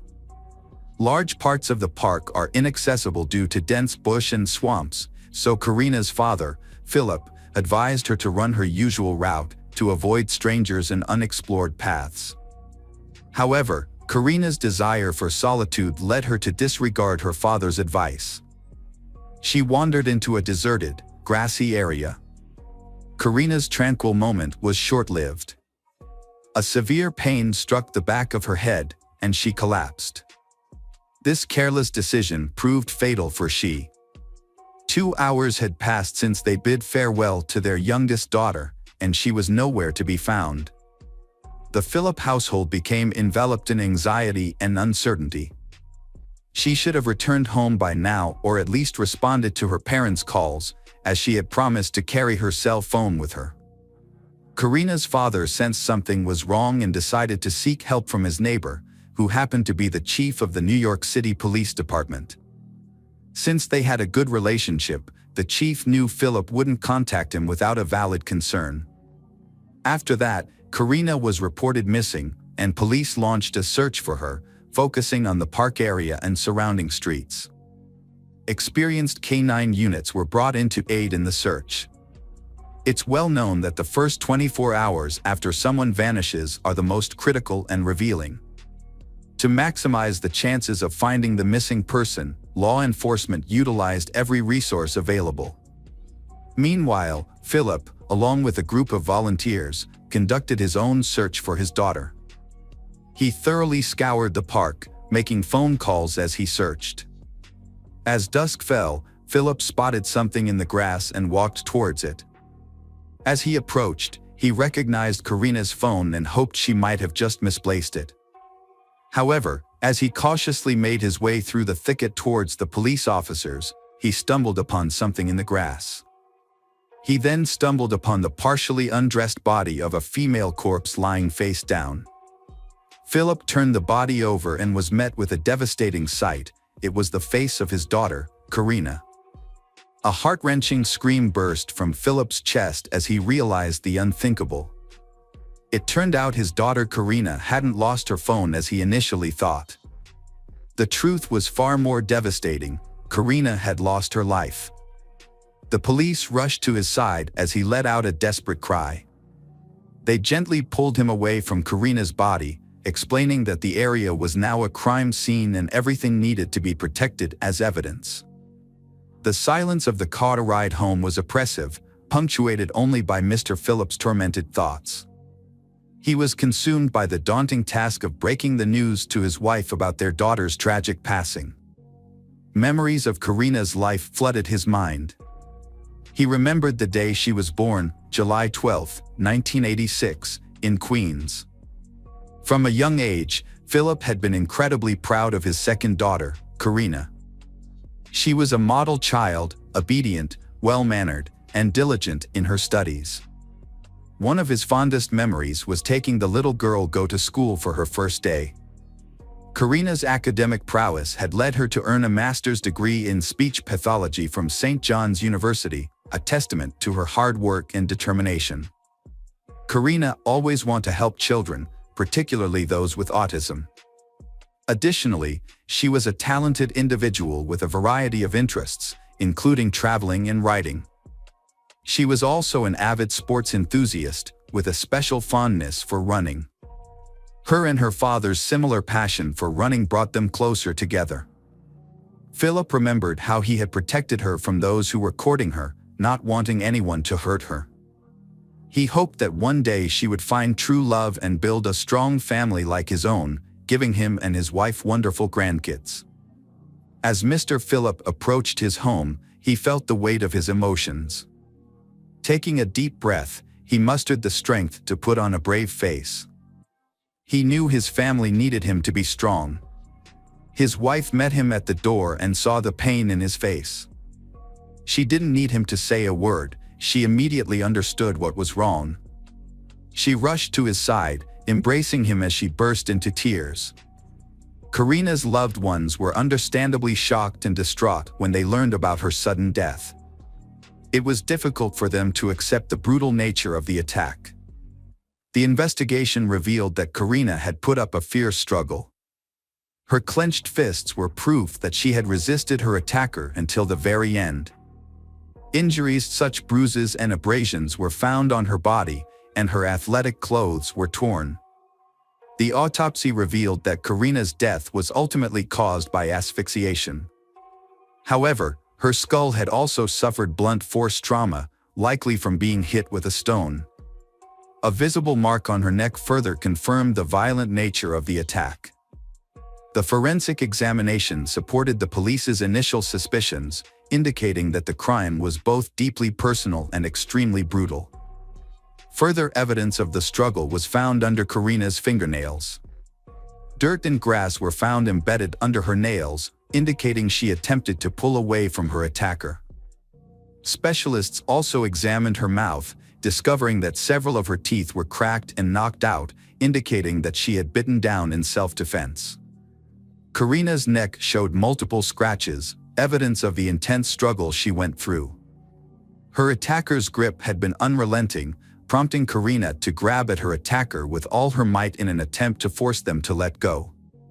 Karina's strong will to survive was evident in her fierce resistance, and she fought valiantly for her life. Following her tragic death, another disturbing discovery found in Howard Beach, Massachusetts, where Karina lived. A second jogger's body was found in a secluded area with dense foliage, causing concern that a serial offender may be at large. To investigate these similarities, geneticists compared DNA samples collected from both crime scenes. DNA samples were discovered on both victims. However, the DNA analysis yielded an unexpected result. The samples did not match, indicating they belonged to different suspects. Notably, one DNA sample was found under Karina's fingernails, on her back, and on her phone. Despite the small amount, investigators were able to successfully analyze the evidence. The DNA found at the crime scene was the only lead in the investigation, providing a way to identify the killer. Given that most murders are committed by someone known to the victim, the police couldn't rule out any possibilities. To explore this, Karina's father submitted his DNA for testing, as he was the first person to discover her body. Unfortunately, the testing was done on the same day as Karina's funeral. Karina's other relatives also underwent DNA testing, but no matches were found. Investigators then conducted interviews with Karina's relatives and friends to determine if she had any enemies. However, everyone they spoke to seemed to respect and love her. As a result, the investigators came up with a new theory. The crime was likely committed by someone who targeted Karina because of her physical appearance and was driven by impulsive desires. Feeling stuck, authorities turned to the public for assistance, offering a $10,000 reward for any information that could lead to the killer's capture. The public responded in large numbers, with over 250 leads, 600 genetic tests, and more than 1,700 reports being compiled. However, despite the extensive effort, the investigation remained unresolved. One major challenge was the possibility that the perpetrator had no prior record of crime, making it even more difficult to identify and catch them. On August 31, 2016, a utility worker reported seeing a suspicious person near the scene of Karina's death. He told police that he saw a man emerge from the bushes in a restricted area of the park and run north. The New York Police Department created a sketch of the suspect based on his description. However, by December 2016, they acknowledged that this individual may have been an innocent bystander. The release of the sketch did not yield any new leads, and the investigation came to a standstill. The Federal Bureau of Investigation joined the case on December 4, 2016. According to the FBI, the perpetrator was likely familiar with the area, especially the park where the crime occurred. This suggested that the attacker may have lived nearby, which is why they thought it was an ideal location to commit the crime without being detected. As a result, the police were cautious not to show their emergence in the area, knowing the perpetrator might be avoiding them to avoid capture. To follow up on the investigation, the police also conducted screenings of local African American men who fit the suspect's description. However, this effort did not lead to any breakthroughs in the case. Detective John Russo, who was part of the investigation, recalled an important detail. He had noticed a young man in a hoodie frequently walking around the park. John even tried to follow him out of curiosity about his strange behavior. The young man moved slowly and paused for extended periods in front of houses near the park, as if he were looking for targets to rob. However, then John lost track of him. 2 months later, a store owner reported seeing a person who looked similar. This made John rethink his earlier observations. He re-examined the file of a teenager matching the description, whose name was Chanel Lewis. Detectives became interested in Chanel because of his strange behavior. They started asking questions to his friends and teachers to gather more information. It was discovered that Chanel had shown interest in harming the girls, which made investigators more suspicious of him. No other leads, officers decided to focus on Chanel. Chanel's life was unremarkable, mirroring that of many young African Americans in Brooklyn's low-income housing. He resided in a housing complex several miles from Spring Creek Park, where he lived with his mother, 3 sisters, and their children.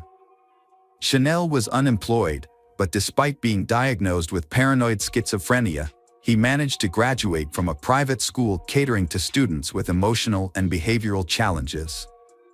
Chanel's former classmates described him as a quiet and isolated individual who was frequently bullied and belittled by his peers.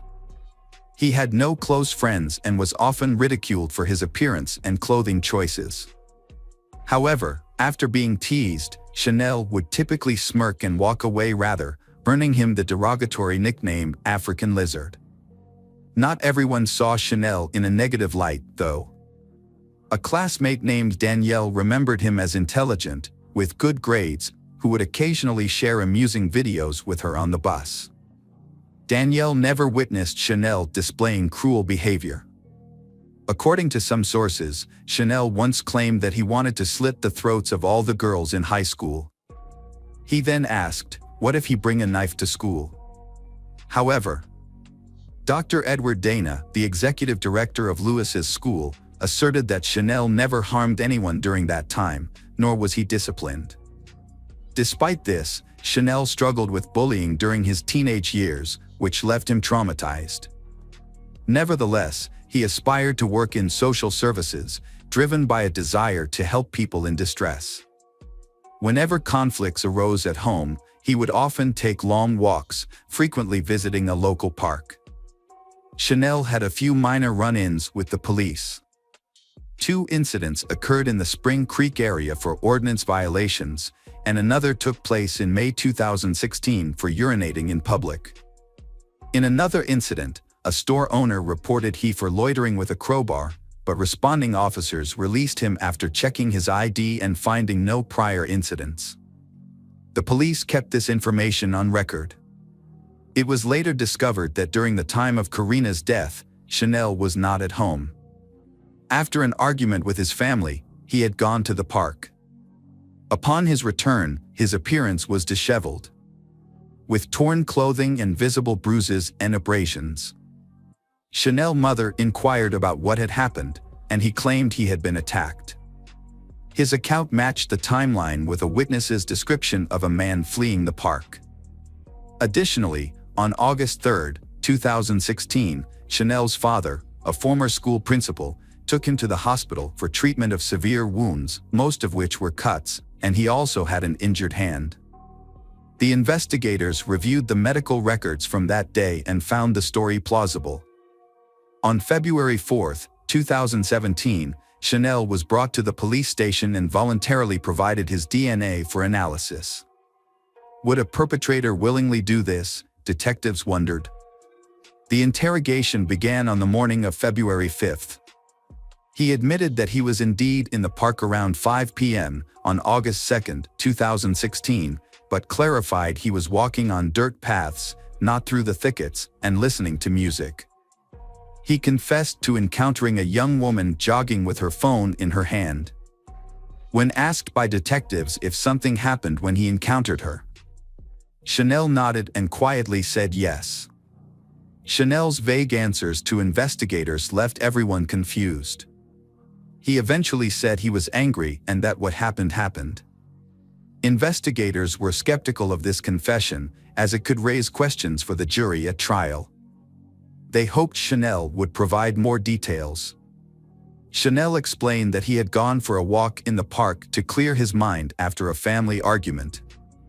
Then he saw Karina walking alone and decided to follow her. He said that as she passed him, he grabbed her by the shoulders, wrestled her to the ground, and hit her in the face about 5 times to stop her from screaming. He said his punches knocked out some of her teeth and he injured her hand. Chanel noted that the struggle lasted about 5 minutes, during which she fought back violently, scratching and biting his. Chanel dragged her off the path into tall grass, where he tried to undress and assault her. Despite her shock, she continued to resist until Chanel strangled her. Then he realizing only afterward that she was no longer alive. When asked if he had known the victim before, he replied, he did not know her before this. It all happened by chance. The motive for his actions was even more surprising. He revealed that loud music from a neighborhood gang member had triggered his anger and uncontrollable aggression.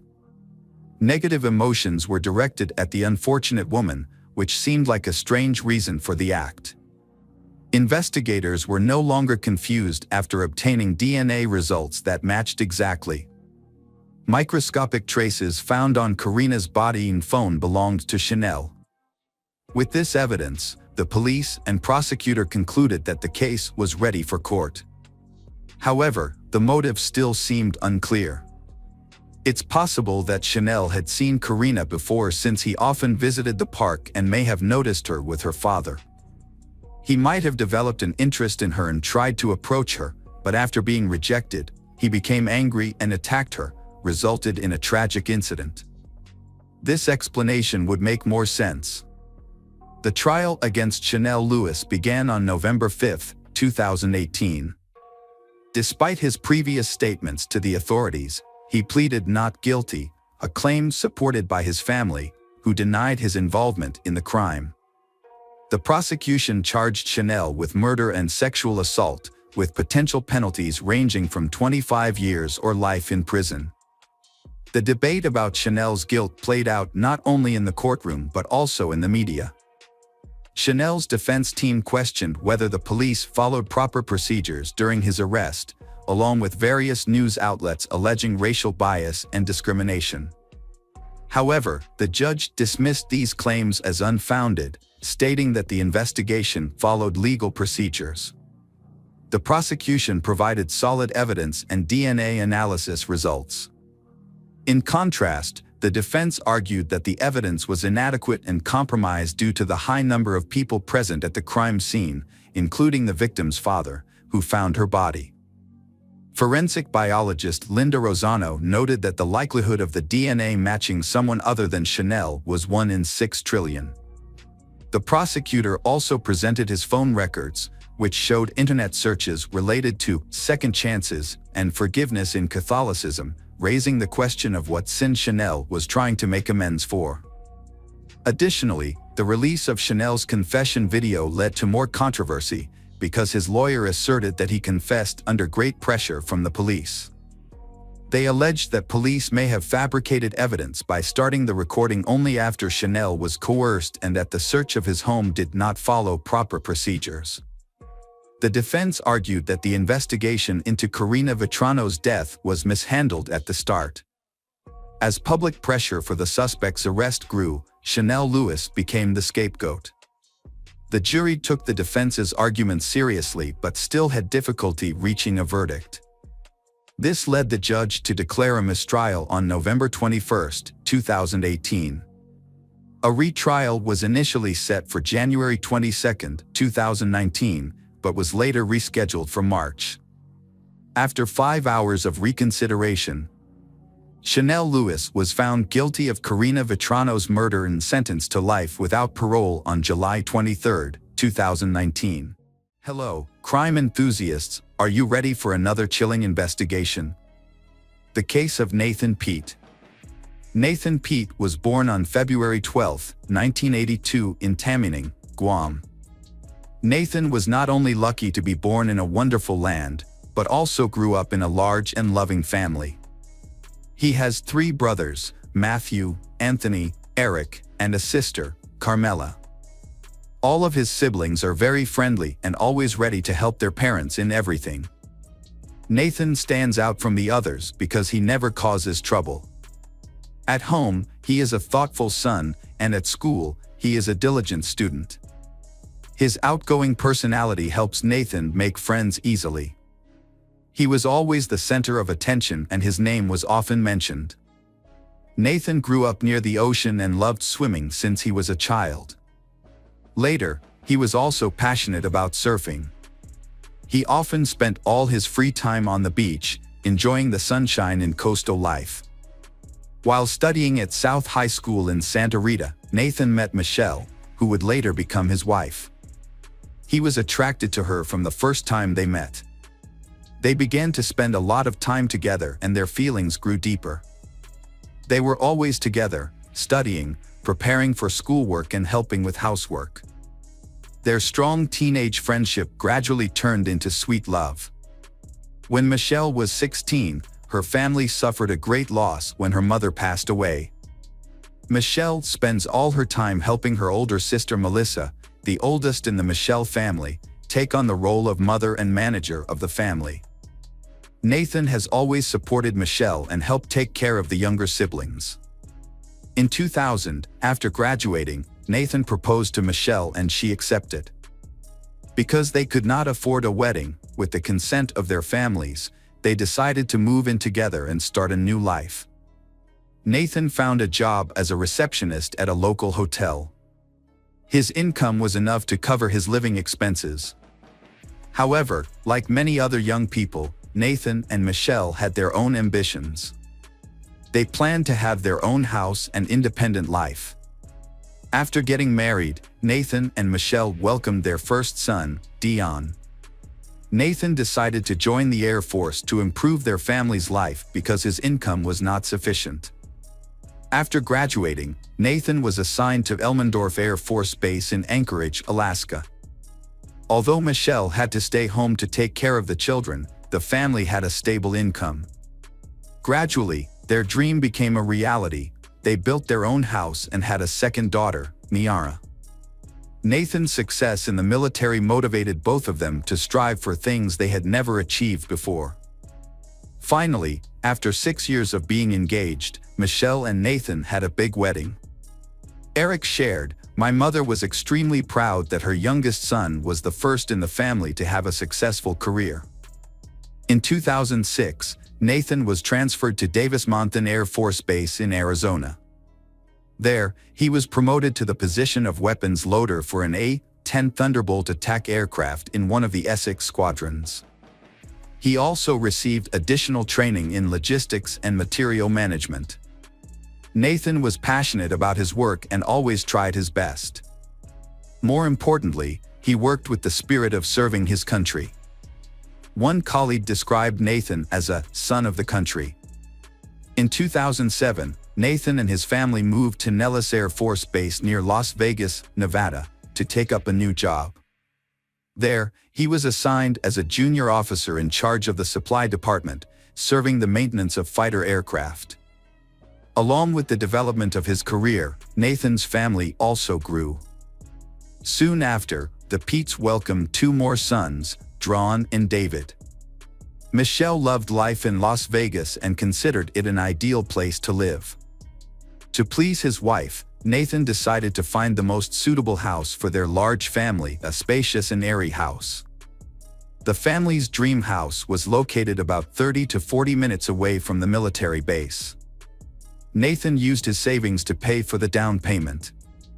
Now, the most important thing was to manage the family's income and expenses reasonably. He might need to save more in the future. At least until Pete had a new business opportunity. Initially, Michelle was excited about the unexpected gift from her husband and started planning for their new life. However, over time, the cost of living increased. They spent more than Nathan's income, and the joy of the new house gradually faded. Everyone knows that financial difficulties can destroy the relationships of many couples, and Nathan and Michelle were no exception. Realizing the difficult situation of the family, in mid-2009, Nathan volunteered to join the Army when the United States was at war with Iraq. He was away for 6 months, and during this time, the family's financial situation improved significantly, which pleased Nathan. While Nathan was risking his life on the battlefield, Michelle was worried and scared about having to take care of 4 children alone. She was used to a stable life and could hardly imagine a different one. To dispel her worries, Michelle found a job at a telemarketing company for corporate credit cards. The job brought variety and new relationships to Michelle's life. She wanted financial independence and did not rule out the possibility of opening her own business in the future. Therefore, she actively developed herself by studying at beauty school. When Nathan was at home, everything went on as usual. However, when he was away, Michelle felt lonely. Having children and her husband's long business trips had cooled their relationship. Michelle longed for affection, so she had an affair with Michael Rudolph Rodriguez, a handsome colleague. However, Michael was a cunning and dishonest man. He had been imprisoned in 2007 for forgery and attempted theft. Michelle could not resist Michael, whom she jokingly called Sweet Rudy, behind his back. At the end of 2009, Nathan returned home. Although it seemed that the distance and challenges had improved the family relationship, in reality, they had not. Michelle was living a double life. She did not want to lose her husband but was still infatuated with Michael. So she tried to please Nathan in every way. Nathan was fascinated by the changes in Michelle's appearance and personality. During his absence, the children had grown up, and their studies were negatively affected. Therefore, he decided to stay with the family for a long time. Because of his pure and loyal nature, Nathan did not think that Michelle's surprising changes could be related to her infidelity. In Las Vegas, Nathan sought to earn extra income by working the night shift for a higher salary in tutoring baseball to children. However, Michelle could no longer hide her dissatisfaction. As their living conditions deteriorated, her attitude became more negative. Over time, their relationship deteriorated beyond repair. On Thanksgiving 2010, Eric and his wife Veronica visited Day. For the first time, Eric noticed a clear tension between Nathan and Michelle. They had changed significantly, and a previous affection seemed to have disappeared. They could not hide their personal and financial difficulties, which were evident in the nearly empty pantry and refrigerator. A week later, on December 1, 2010, Michelle and Michael exchanged suspicious text messages. At 11:12 p.m., Michael texted Michelle, "Hope you're feeling better. Plans for tomorrow are almost complete." 2 minutes later, he texted again, "If you're not feeling well, let me know. I can give you more time. I appreciate your help." At 11:19 p.m., Michelle replied, "My husband just woke me up. He was getting ready to go out, but I thought he would be late today. I'm sorry this plan has caused you trouble." In the months before the tragedy, Michelle had been conflicted about her relationship with Nathan. She did not want to be with him anymore, but she did not want a divorce because she was worried about the financial and emotional consequences. Michelle thought that Nathan would not support her after the breakup, and that the alimony might not be enough to sustain her. In addition, Michelle knew about Nathan's military insurance. If he died, she would receive about $65,000. These thoughts made Michelle feel guilty and uneasy. One day, she shared these thoughts with Michael and was surprised when he showed interest in the matter. Michelle's initial idea about his ex-lover evolved into a more elaborate plan. Michael realized that the plan was too complicated for him and Michelle to carry out alone, so he recruited his friend Corey Alexis Hawkins. Corey, 33, was a mercenary with a criminal record for theft and fraud. With a criminal nature, he agreed to help but demanded a large reward, estimated at $20,000. After careful consideration, Michelle and Michael agreed to this condition. Later, their group was joined by 3 more people: Jessica Austin, 23, Corey's girlfriend, and her friends, Shannon. Shannon was promised 5% of the commission from Corey and Jessica for helping, and this large sum convinced her to join. The original plan was to shoot Nathan in his Chevrolet Tahoe, then drive the car containing the victim's body to an apartment complex parking lot. Jessica was responsible for purchasing essentials such as men's gloves, car covers, and perfume. Shannon would provide an alibi for Michael by confirming he was with her on the day of the murder, if necessary. On December 1, 2010, Michelle reported feeling unwell and came home early at 5:30 p.m., a departure from her usual routine due to her beauty school class finishing late. At around 10:40 p.m., Michelle arrived home, just 5 minutes before Nathan was due to leave for his night shift. Michelle found her husband asleep on the sofa. She woke him up and suggested they go upstairs together.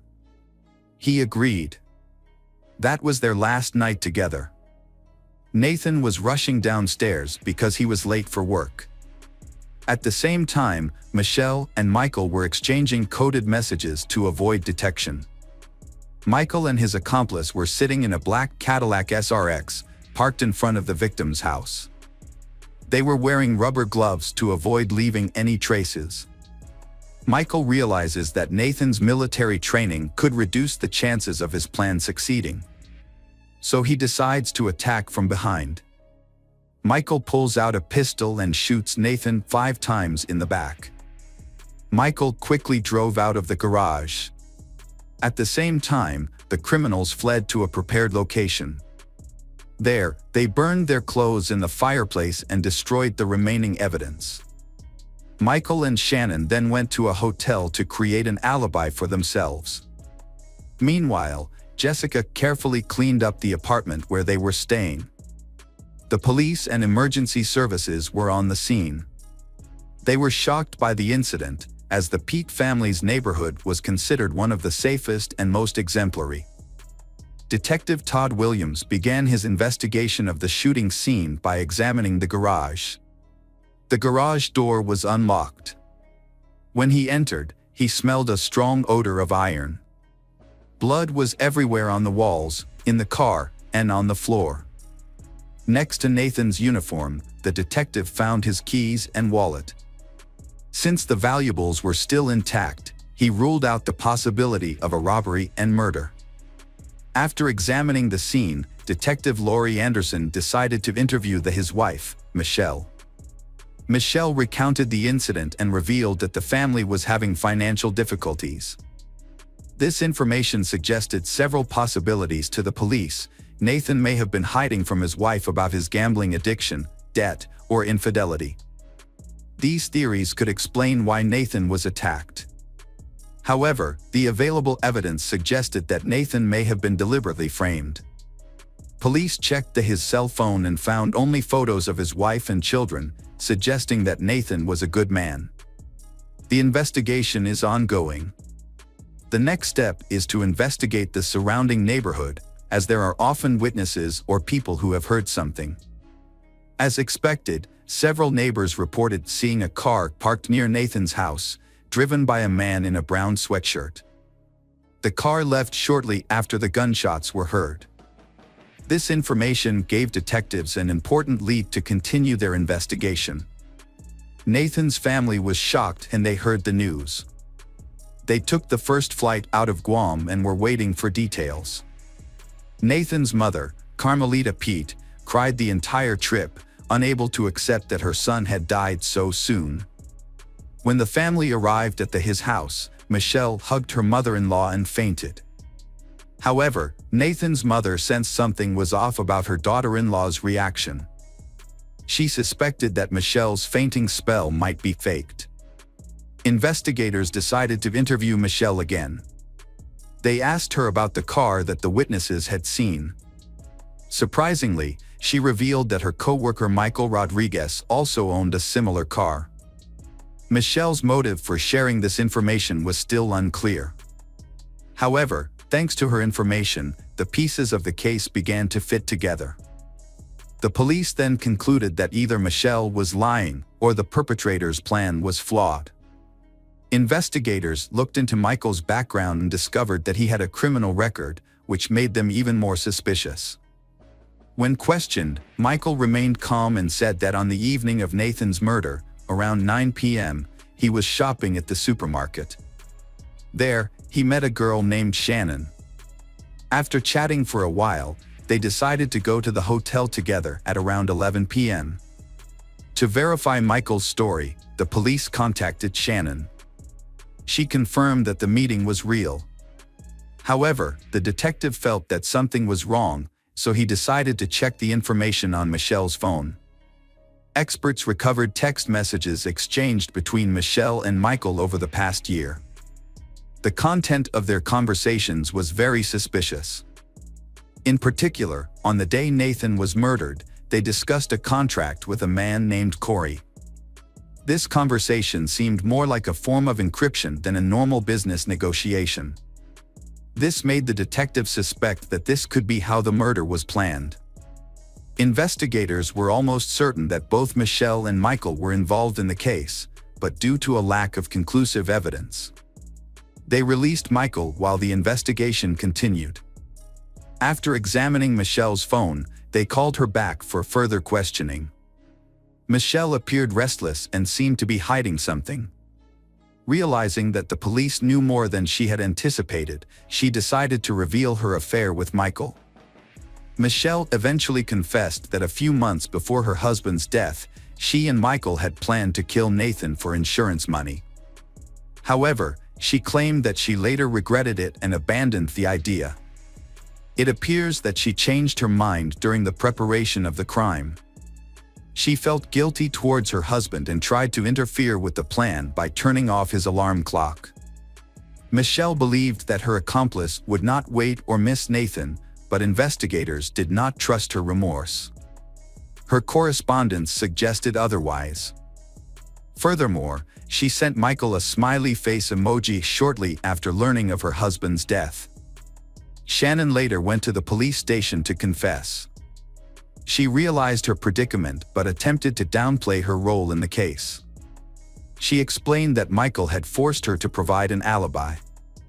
Jessica had asked her for help, mentioning that her friends wanted to teach a big drug dealer a lesson. Shannon's job was to cover up the involvement of one of the attackers. According to her explanation, it was a way to seek justice. She added that Michael had disclosed the whole truth on the night of the attack.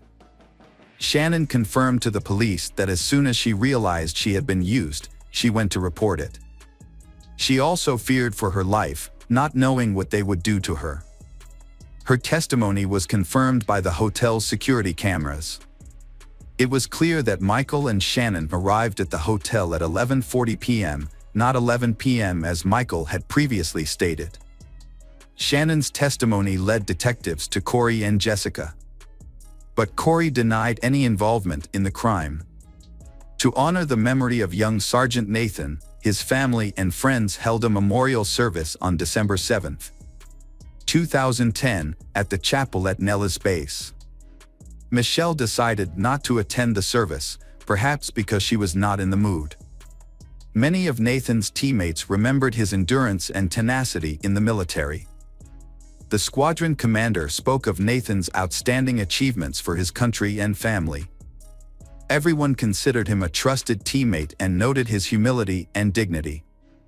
Beside that, in a speech, Eric recalled, "My brother was always an example to the whole family. He loved life and was devoted to his wife and children.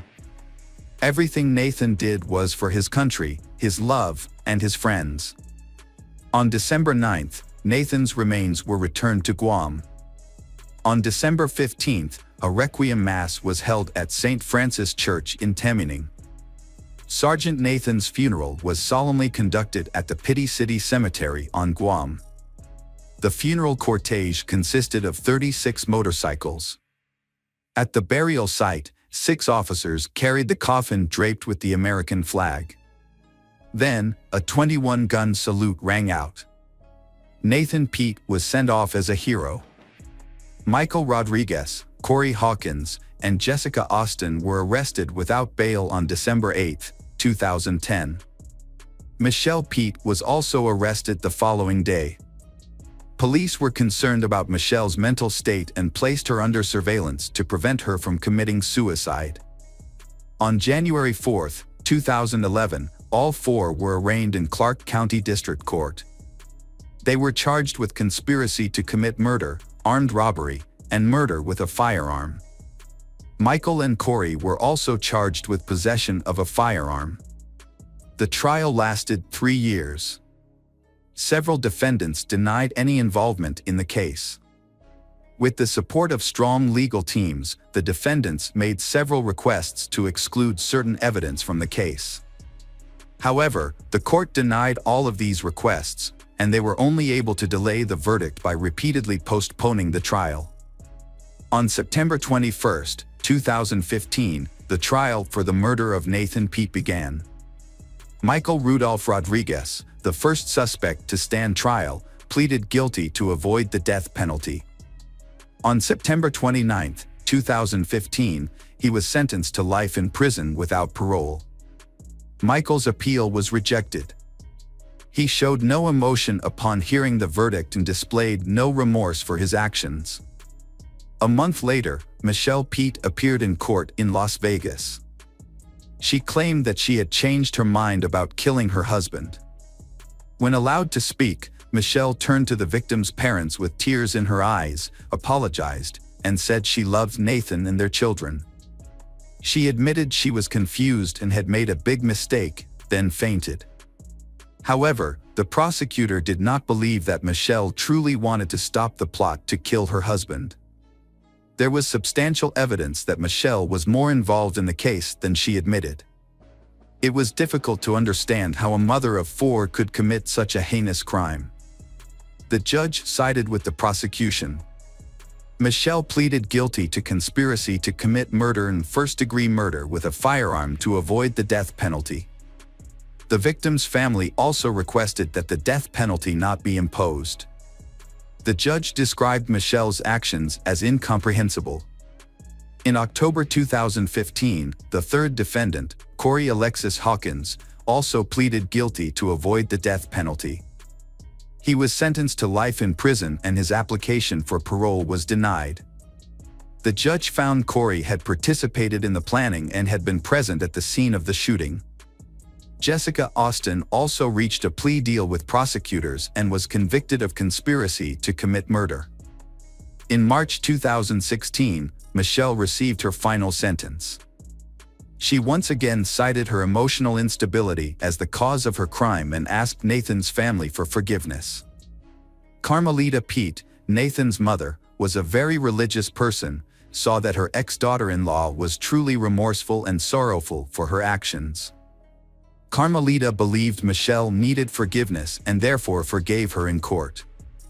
She added that the most severe punishment Michelle had to endure was that her children did not want to see her anymore.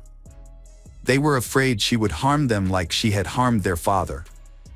Eric Pete told Michelle that their family did not want revenge. It seemed that her mother-in-law's words had impacted her.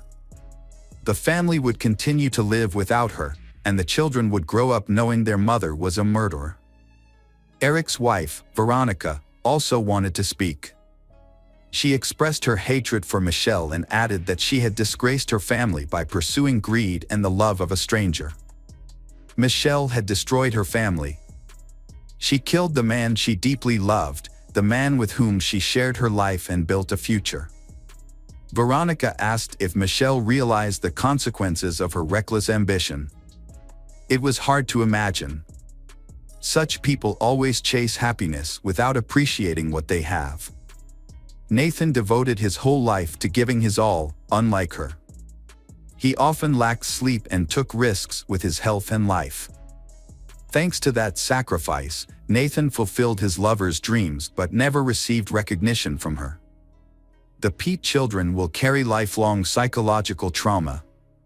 They will have difficulty building happy families and integrating into society. Hi everyone, thanks for returning. Let's unravel another perplexing mystery. The case of Christy Schoen. Christy Schoen was born on September 3, 1976, in Madrid, Spain, to American parents who served in the United States military. Due to her father's military career, Christy spent her childhood moving between different locations in Europe.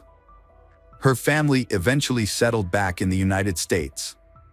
Christy began school in New Orleans, Louisiana, but her education was moved around frequently due to her father's military career.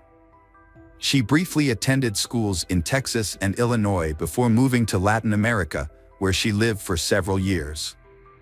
Such a nomadic lifestyle had its benefits, as Christy spoke multiple languages from a young age and had the opportunity to experience the cultures and traditions of other countries. However, during her teenage years, she faced challenges integrating into new groups and making friends in new places. This constant change helped her develop exceptional communication skills. As a result, she easily made friends with people from different backgrounds and gained a reputation as a kind, outgoing, and charming young woman. Christy was also an active and healthy person, participating in various sports from a young age, such as gymnastics, swimming, and kickboxing. After graduating, her family eventually settled in Beloit, Mississippi, where her father had retired from the military. This stability helped Christy form lasting friendships and discover new interests, especially cooking. Christy discovered a passion for cooking and spent a lot of time experimenting in the kitchen, creating dishes that were praised by everyone. Her passion for cooking motivated her to pursue further training, and she completed culinary courses to hone her skills. Christy's parents initially envisioned her becoming a professional chef, but she surprised them by showing a natural talent for acting. With a strong passion for the arts, she enrolled in an acting academy and moved to Los Angeles to pursue her dream. Upon arriving in Los Angeles, Christy discovered the many opportunities that were waiting for her. She used her intelligence and determination to establish herself in the industry. Her early experiences included appearing in commercials, performing on stage, and working as an extra or stunt double in major Hollywood productions. One of her first notable roles was a small role in the Terminator series, which required her to perform physically demanding stunts. Despite graduating from the Acting Academy in 2000, Christy has yet to secure any major or memorable roles. Despite her striking looks and obvious talent, she later decided to focus on her cooking and athletic skills. Christy gained widespread recognition after appearing on several popular culinary television shows. Her appearance on the Next Food Network Star placed her in the finals, but unfortunately, she did not win due to mixed reviews from the judges for her unique dishes. Despite this, Christy gained attention and built a significant following on social media, where thousands of people follow her life and culinary creations. She actively promotes healthy living, giving advice on proper nutrition and even developing her own exercise routines to maintain good fitness. About a year later, Christy launched a catering company that caters to events and sells prepared food products. What sets her business apart is her focus on healthy eating, with menus featuring her own unique recipes. Christy soon considered taking her business to the next level by starting a farm that grew healthy, sustainable produce. This would allow her to expand her catering services and continue her commitment to healthy eating. Additionally, she began teaching online nutrition courses and pursuing other projects in the field. Christy met Joseph Timothy Codd, also known as JT, in 2012 at a studio in Los Angeles. Joseph was a casting director working on a popular cooking show that Christy wanted to be on. They connected immediately.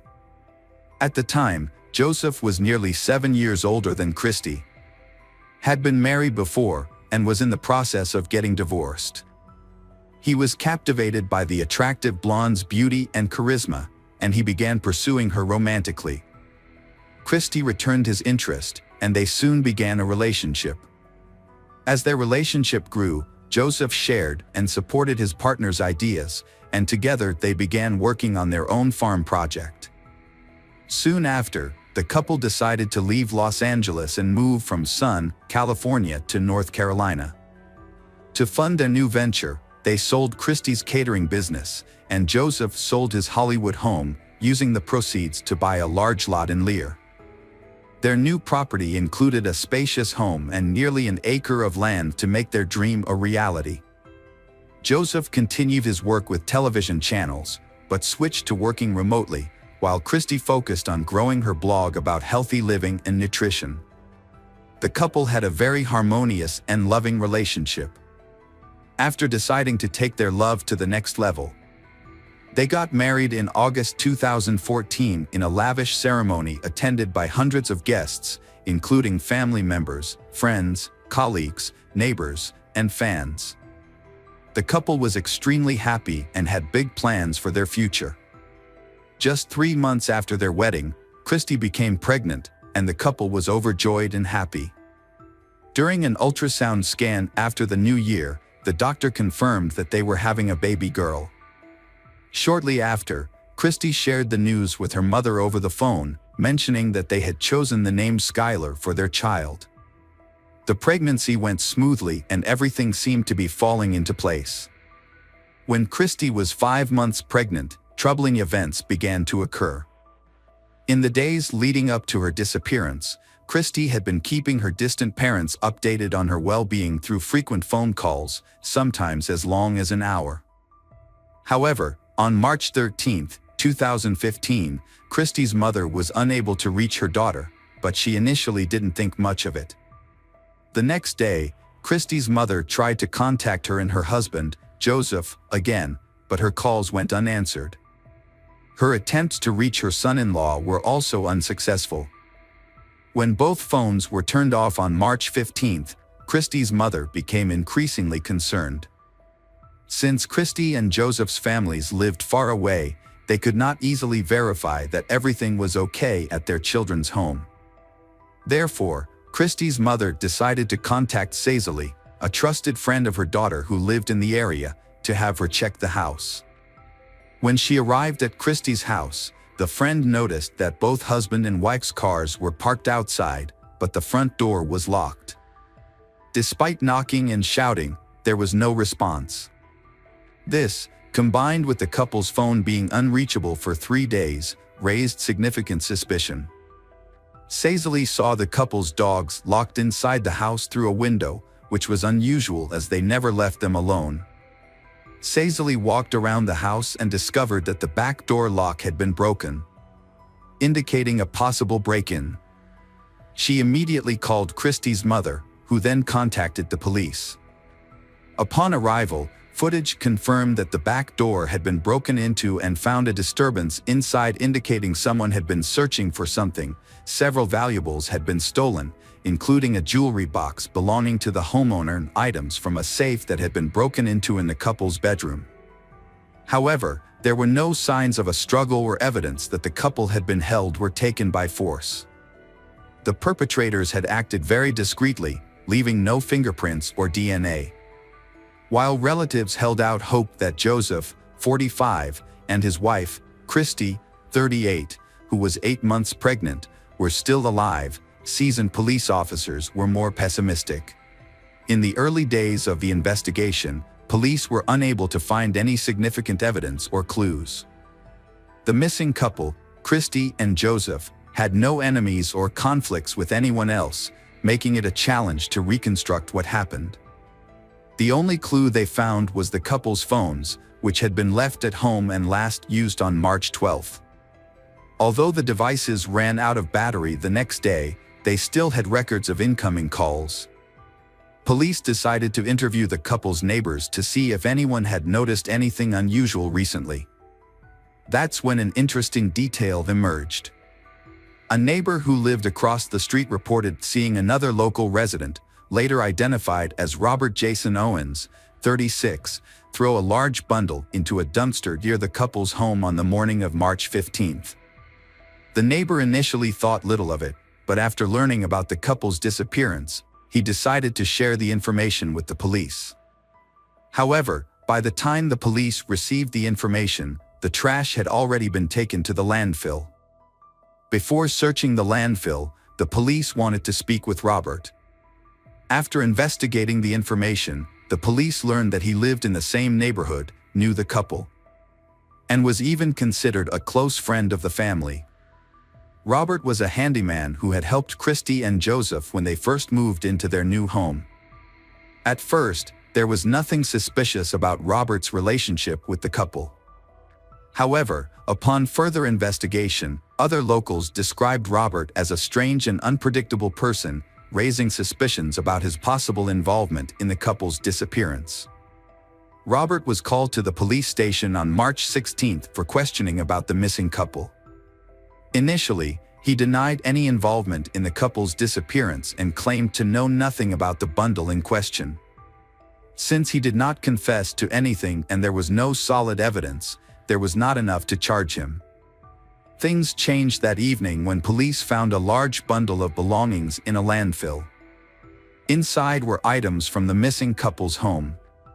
Police also found Robert's fingerprints and DNA on some of the couple's partially burned clothing. A blood-stained blanket and bedsheets from their home were also found in the bundle.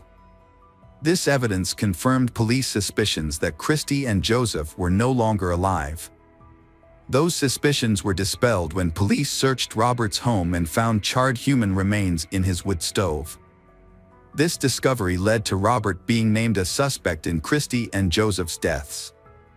Despite Robert's initial denials and inconsistent statements, he eventually confessed to the crime after hours of questioning. However, he claimed that the incident was accidental. According to Robert, on the evening of March 12, he visited Christy and Joseph's home after getting stuck in the mud while trying to avoid hitting a dog with his car. He asked them to help push the car out, and Christy and Joseph agreed. While they were pushing the car, Robert claimed that he accidentally pressed the gas pedal instead of the brake pedal, causing the car to hit and run over the couple. Terrified by what he had done, Robert chose not to report the incident to the police, fearing that he would be charged with intentionally taking their lives. Instead, he attempted to cover up the crime. Robert claimed that he returned to Christy's home through the back door and took a blanket from the bedroom. Using these blankets, he wrapped the bodies of his victims, whom he was not sure were actually dead, and placed them in the back of his pickup truck.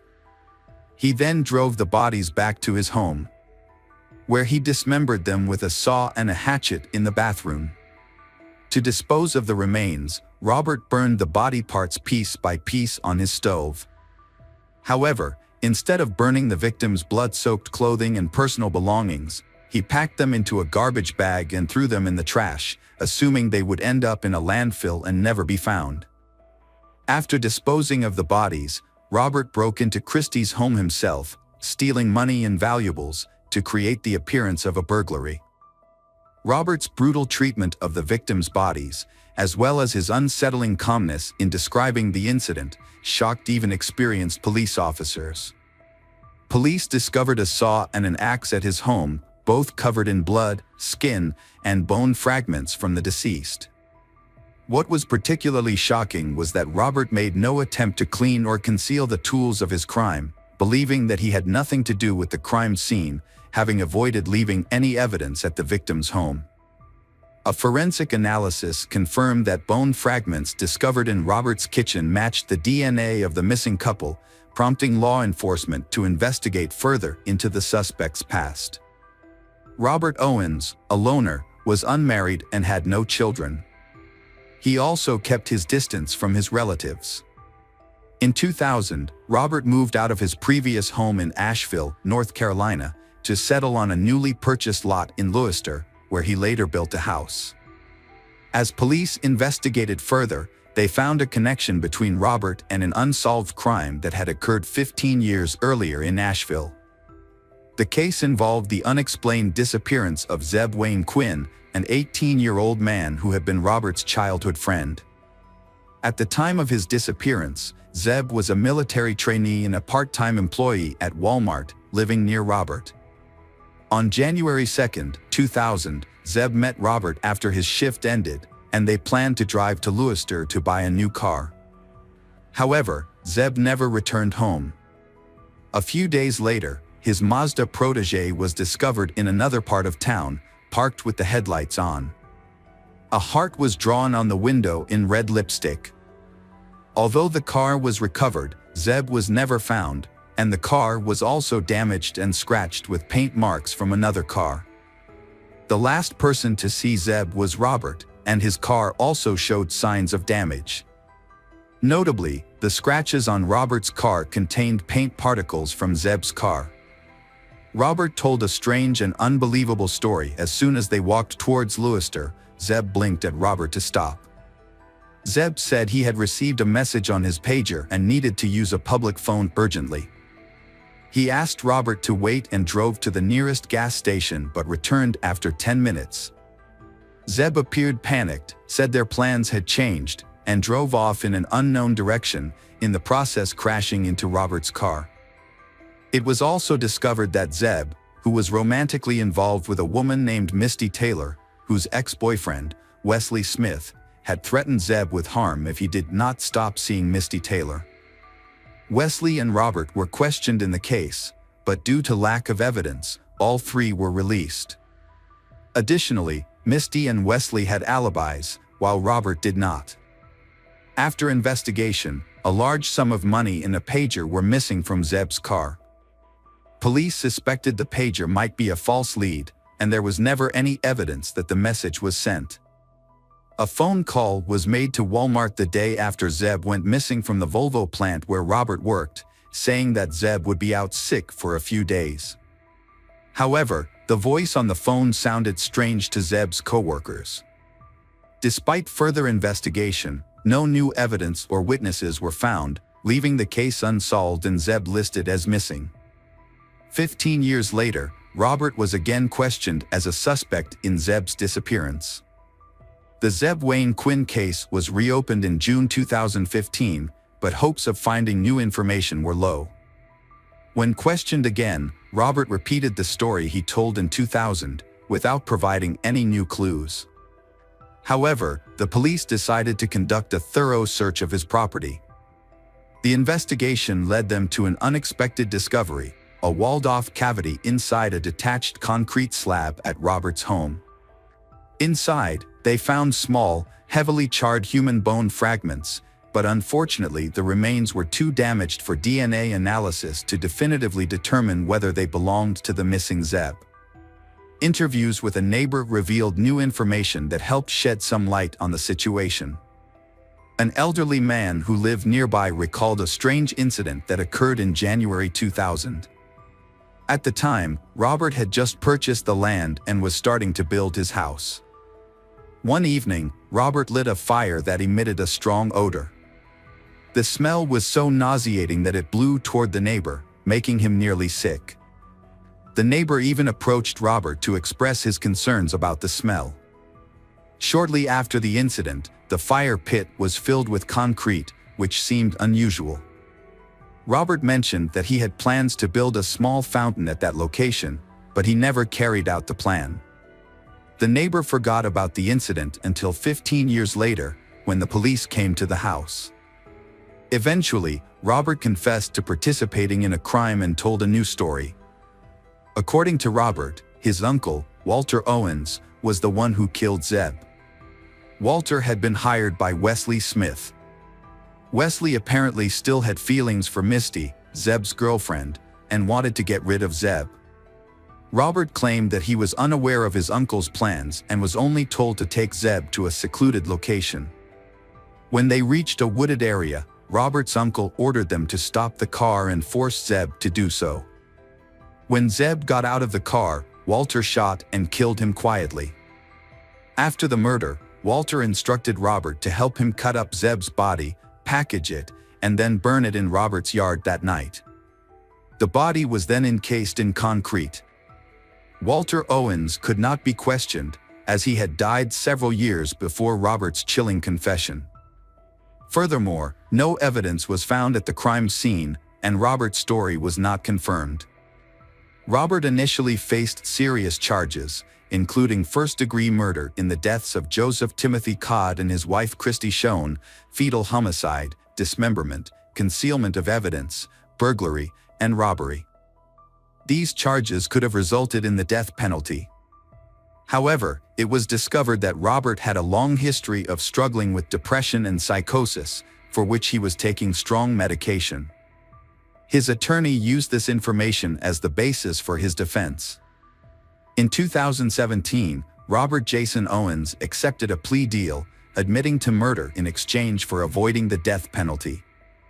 As a result, he was convicted of second-degree manslaughter, dismemberment and burning of a body, burglary, and robbery. In total, he was sentenced to 59 years in prison. In 2022, Robert entered into another plea deal with the police, this time in connection with the case of Zeb Wayne Quinn. However, he only admitted to complicity in the murder and assisting in concealing evidence of the crime. He was sentenced to an additional 12 years in prison, on top of his existing 59-year sentence. During his sentencing hearing, Robert addressed the court and begged forgiveness from the victims' families. Despite his earlier admissions, Robert maintained that the killings were accidental rather than intentional. He blamed his mental health and the strong medication he was taking for impairing his judgment. The victims' families were not convinced by his claims of inadvertence. They refused to accept that the killings were accidental and instead believed that Robert had acted deliberately and with selfish motives. Hey detectives! Welcome back. We've got another mysterious case to explore. The case of Natalie Connolly. Natalie Connolly is a charming and beautiful girl. She has a twin sister. The twins not only look alike, they are also very close. Natalie has a cheerful and sociable personality. She always brings joy to those around her and easily makes people laugh. As a single mother, Natalie has faced many challenges, but she has tried to give her daughter Madison everything she needs. She gives her love and care to her daughter. One day, in a crowded bar, Natalie meets John Broadhurst, a charming and sophisticated man who immediately catches her attention. Despite the age difference, John's charm and wit quickly capture Natalie's heart. Soon, they exchange contact information, eager to delve deeper into their budding relationship. As they spend more time together, Natalie finds herself irresistibly attracted to John from the moment they meet, even though she initially has no idea what he does for a living or how wealthy he is. As they became closer, John revealed that he was a millionaire, a fact that became apparent through his lavish displays of affection. He showered Natalie with expensive gifts and took her to lavish dinners at high-end restaurants. His large mansion looked like a fairy tale castle, and Natalie was charmed by his gentle and polite manner. However, beneath John's charming exterior, he hides many secrets. Over time, it becomes clear that his life is more complicated than he initially lets on. Between John's engagement to his pregnant fiancée and his expectation of their second child, John has been hiding the existence of 3 more children. His relationship with Natalie is revealed to be an affair. Continues even as he deals with the breakup of his previous relationship, eventually choosing to turn his attention to Natalie. At first, John and Natalie's romance seems like a fairy tale. John quickly becomes acquainted with her daughter Madison, and she easily wins the hearts of his children. John showers Natalie with lavish gifts and seems to make every dream imaginable come true. However, when Natalie moves into John's estate in Kinver, Staffordshire, England, their passionate relationship begins to fall apart as they begin to live together and share every moment of their lives. John enjoys rough and aggressive intimacy, similar to scenes in 50 Shades of Grey, which makes Natalie feel uncomfortable. He took pleasure in inflicting pain during intimate moments, often leaving visible evidence of his aggression in the form of bruises and cuts. Despite the initial romance and luxury of the relationship, Natalie began to see a darker reality in their relationship. She felt trapped and reluctant to comply with John's demands. Fearing abandonment, like his pregnant ex-fiancée, and fearing a return to her previous lonely life, she chose to stay and not leave. Natalie turns to her sister and mother for support, sharing with them the physical and emotional pain she suffered at the hands of John during their intense and often violent sexual encounters. Although John is adept at being a lover, Natalie cannot ignore the pain he frequently causes her. She struggles to reconcile her conflicting emotions, feeling caught between the pleasure she experiences with him and the hurt he causes her. The chaos leaves Natalie feeling stuck, unsure how to reconcile. As Natalie's dissatisfaction grew, she and John began to drift apart, both seeking new relationships outside of their marriage. John sought relationships with other women and Natalie texted other men. When John discovers Natalie chatting with other men, he becomes extremely angry. Although he himself had relationships with other women, he still felt uncomfortable with Natalie having relationships with other men. However, he hid his discomfort and instead suggested Natalie go out and eat together. On December 18, 2016, after a fun day of going out and having dinner at a favorite restaurant, John asked the driver to take them home. But behind the normal appearance, John had dark intentions. Natalie had drunk a lot of alcohol during dinner that night. When she returned home, she was disoriented, staggered out of the car, and unfortunately left her phone behind. When she entered the house, John had darker plans. After the driver returned and handed Natalie the phone, she endured John's brutal attacks. He violently attacked her, punching, kicking, stomping, and throwing bleach at her face and genitals. To add to her pain, he used a bottle of carpet cleaner as a weapon, spraying it on her from a hose. After completing his vicious attack, John heartlessly left Natalie at the bottom of the stairs, badly injured and bleeding profusely. She lay in a pool of blood as John retreated to his bed. When he awoke several hours later, he found Natalie dead, having suffered numerous horrific injuries. John's subsequent actions, including his unconvincing performance during the emergency call, expose his twisted mentality as he nonchalantly announces Natalie's situation to the rescue team. As the paramedics sadly carried Natalie's body into the ambulance, John stood there, emotionless, silently observing the tragic consequences of his actions. After Natalie was declared dead, he was arrested by the police. In an attempt to explain what had happened, John claimed that things had gone too far during rough sex. He insisted that Natalie had consented to everything they did, and that she had even requested the violent and brutal acts that led to her death.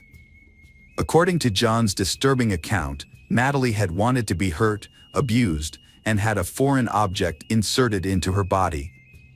He claimed that despite the blood and pain, she had told him that she was fine and wanted more, and that he was trying to blame her for her tragic death.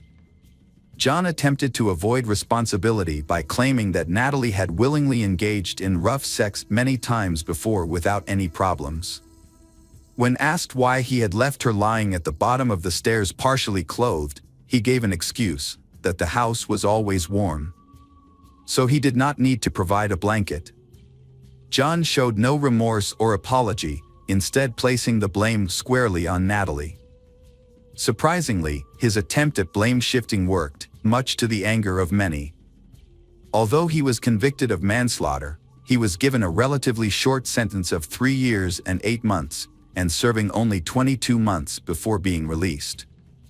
Today, John Broadhurst walks among us, a stark reminder of the miscarriages of justice and the ongoing pain suffered by Natalie and her loved ones. The Natalie Connolly case has been widely criticized and controversial. Motivated Fiona McKenzie to launch the "We Can't Agree with This" movement in December 2018. McKenzie's initiative serves two purposes: to spark conversations about the widespread problem of sexual assault and to advocate for the removal of the rough sex defense. In Fiona's view, she believes that this defense justifies violence in intimate relationships and reinforces harmful stereotypes. However, McKenzie was surprised to discover that some individuals, despite disagreeing with the court's decision, accepted it. They believed that it was just an accident, not a sign of intentional homicide. Unfortunately, this way of thinking often leads to victim blaming, unfairly holding them responsible for the risks of their actions. The gross sexual homicide defense was explicitly banned with the passing of the Domestic Abuse Bill by Parliament on July 6, 2020. Following royal assent on April 29, 2021, the bill banned the gross sexual homicide defense, a significant step in tackling domestic violence. Offenders can no longer use this defense to justify their actions. Natalie's death has left a huge void in the lives of her family and friends, who are in shock and deeply saddened by her loss. Since her death, the community has come together to raise awareness of domestic violence and to help survivors heal and recover. Their kindness and solidarity has brought hope in the wake of a terrible tragedy. Although Natalie's life has ended, her memory will always remain with those who knew and loved her. Her story will inspire us to fight against domestic violence and help those in need. Hi everyone, thanks for returning. Let's unravel another perplexing mystery. The case of the Raumen family. Jean-Claude Raumen was born on February 11, 1954, in Lille, France, and grew up in Clairvaux in the Jura region. He completed his baccalaureate in 1971. He began his studies at the University of Lyon but lasted only one semester before dropping out. He then went to medical school and eventually married a woman named Florence Cray.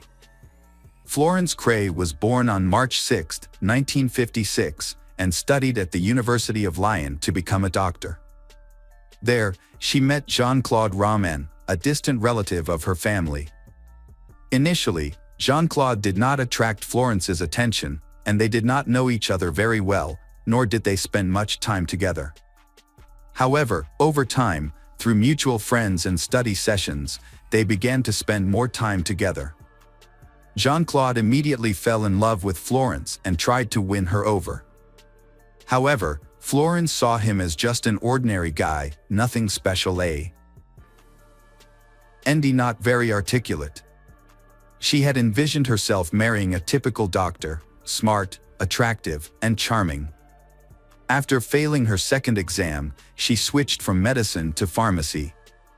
Together with Jean-Claude, they continued to support each other in their studies and exams until they graduated in the next decade. In 1980, Florence and Jean-Claude Raumen got married. 6 years later, they had their first child, Caroline. 2 years after Caroline was born, their son, Antoine, was born. Florence lived a normal life as a wife and mother.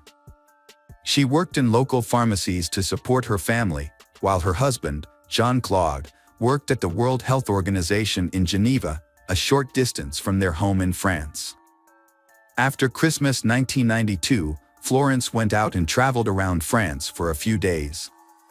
During that time, their children, Caroline and Antoine, were at school, while Jean-Claude was working in Geneva. Jean-Claude Raumen kept his work life private, sharing very little information with his family and friends. Florence believed that her husband was involved in important and respected medical research. He maintained a clear boundary between his work and personal life, to the point that Florence could never call his office phone, as Jean-Claude insisted on not being disturbed during work hours. If Florence needed to contact him urgently, she could send him a text message, and he would call her back as soon as possible. Friends often asked about Jean-Claude's role at the WHO, wanting to know exactly what he did there. Florence usually dodged the question by giggling and admitting that she was not sure either. Sometimes, she joked that maybe one day she would find out her husband was a secret agent. Every year at Christmas, the WHO holds an office Christmas tree decoration event, allowing employees to bring their families to participate. In Christmas 1992, Florence learned about the event, but her husband never mentioned it to her. Florence felt anxious and insecure about his situation. From an acquaintance revealing that her husband was not listed in the WHO directory to discovering that her family was not mentioned at his workplace after more than a decade of service, these things may have affected Florence's mental state. The extent to which these revelations impacted Florence remains unclear, as it is not known whether she confronted her husband about the matter. According to Florence's brother, who went on holiday with the family, Florence appeared to fall into a deep depression during those days. During this time, family conversations became only speculative. As the new year of 1993 approached, Florence and Jean-Claude Raumen went shopping together a few days later, and Florence insisted that Jean-Claude buy a new suit, which she eventually convinced him to do. On that same day, After leaving from his wife, Jean-Claude went to a pharmacy and placed an order for January 9th. On the evening of January 5th, he withdrew 2,000 francs from two different ATMs. Before heading to a gun store, Jean-Claude gave 500 francs to a homeless person he met. After leaving the store, he took several items with him, including a pepper spray canister, a box of bullets, a silencer for a .22 caliber rifle, and a stun gun. The night passed peacefully upon his return home. On January 11th, at 4 a.m., an emergency call was made to the fire department, reporting that a fire was raging in the house. In the early hours of the morning, garbage collectors discovered the house on fire and quickly alerted the fire brigade. As the firefighters arrived and began extinguishing the flames, they noticed movement in an upstairs bedroom window, suggesting that someone inside needed help.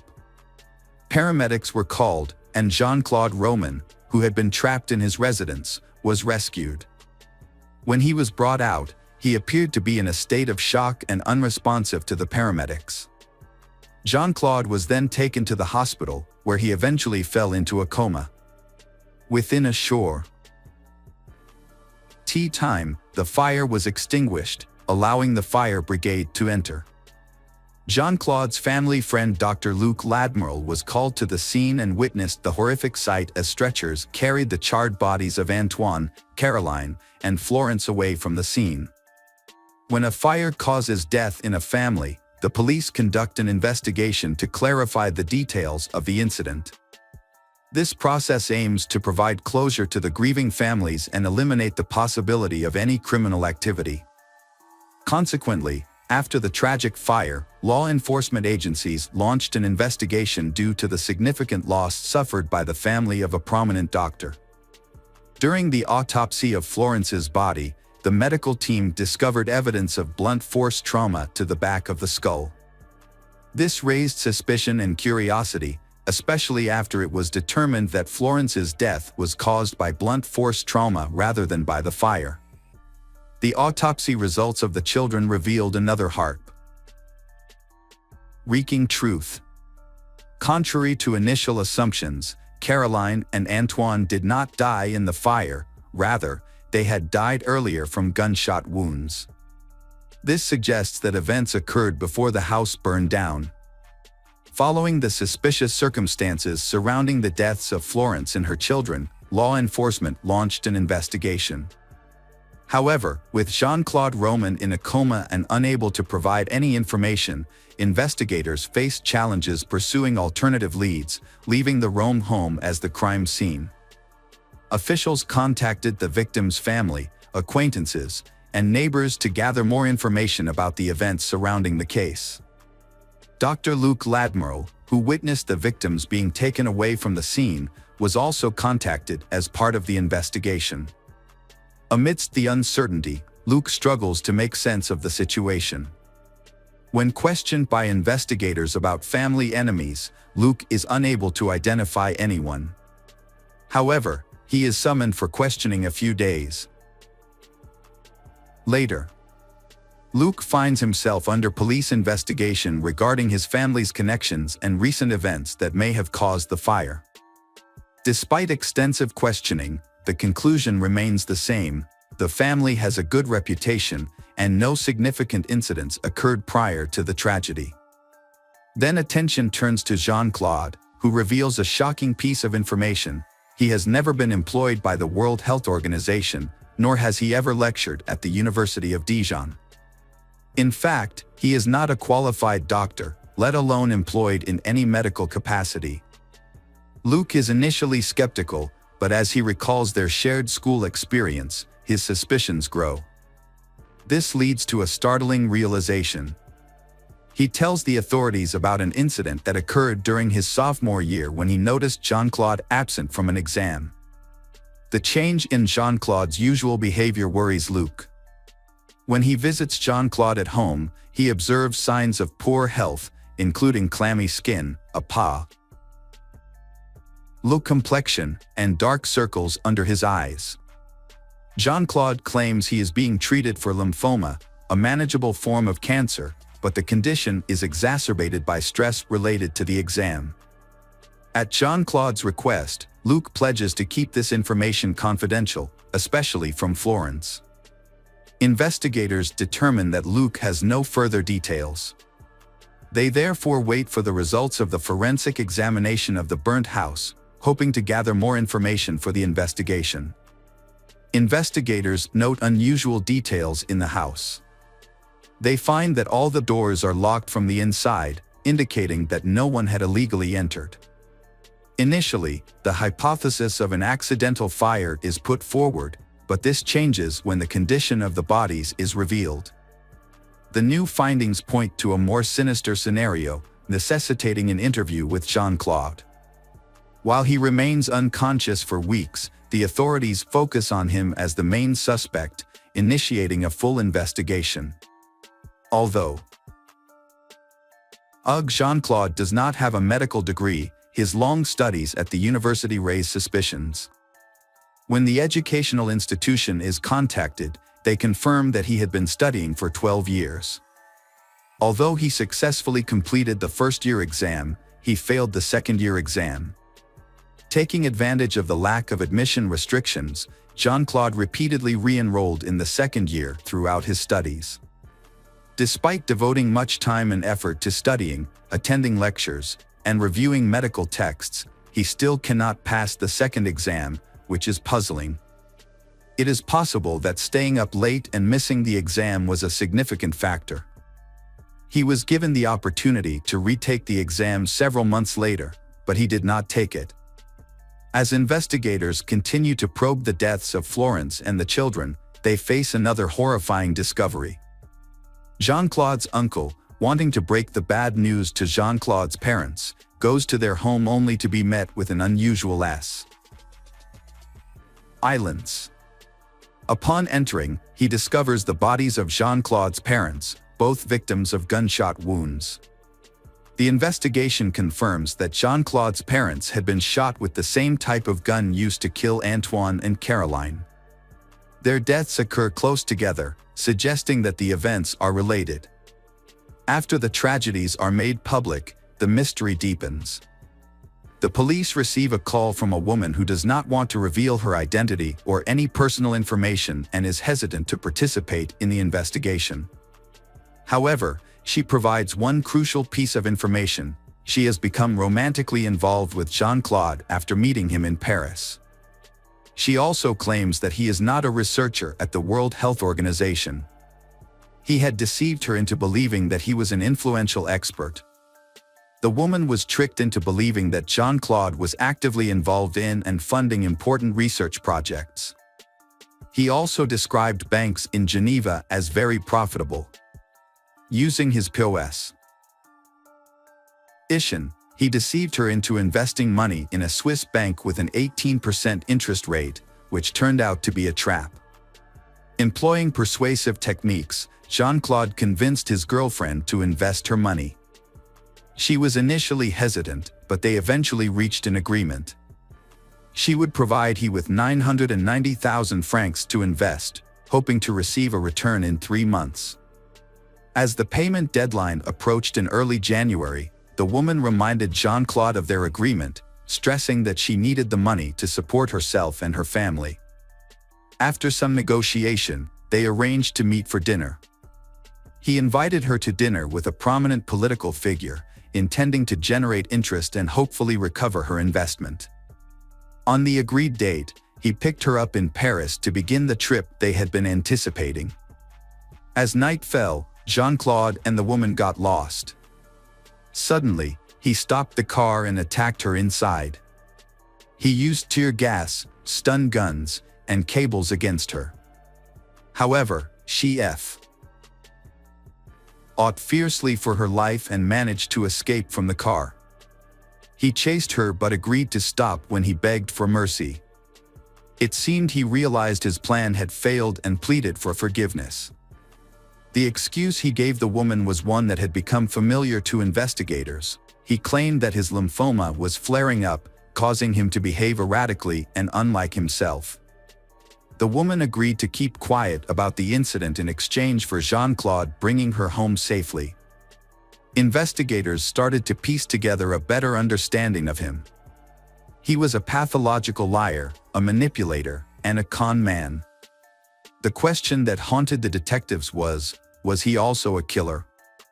After waking from his coma, Jean-Claude was quickly approached by investigators to discuss their remaining suspicions. They expected him to confess, but he chose to remain silent.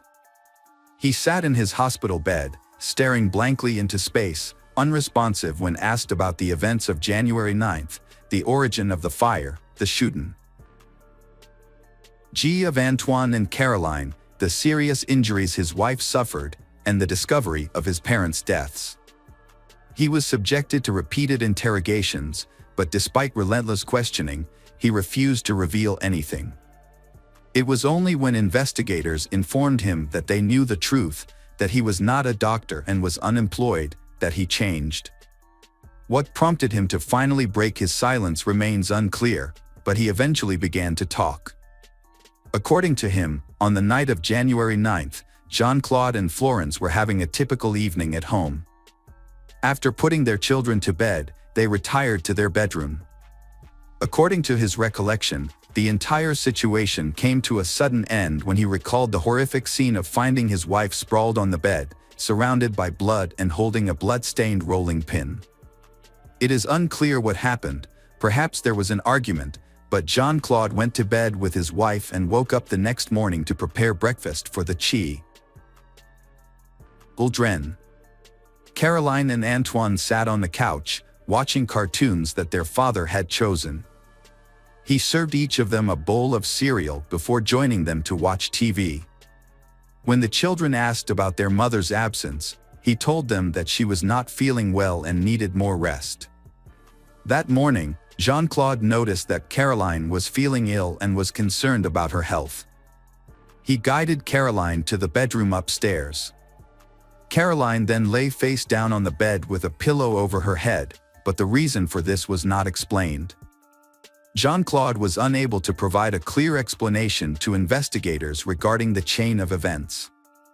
However, he speculated that the incident may have been related to a game he had been playing with his daughter.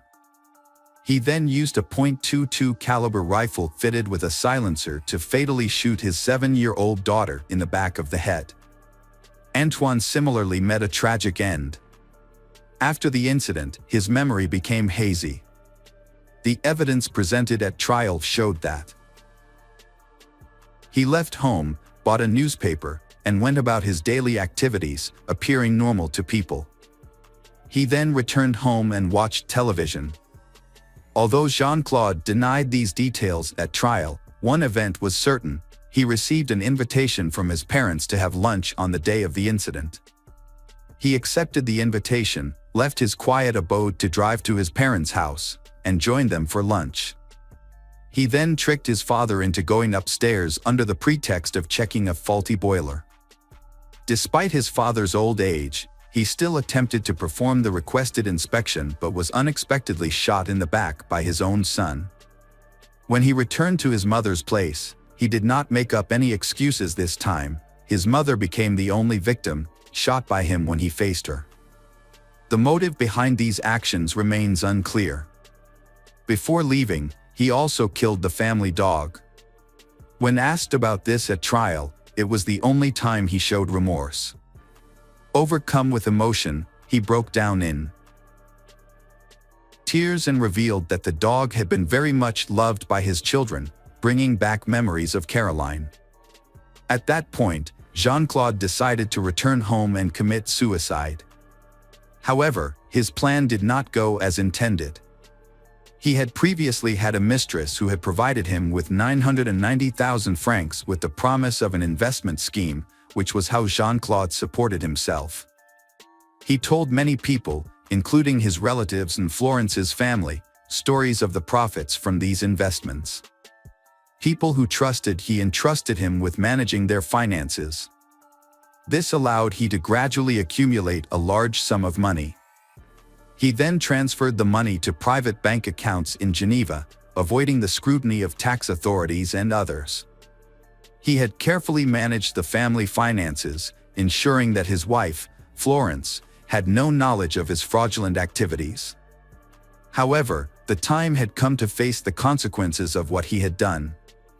As expected, people began to demand that he return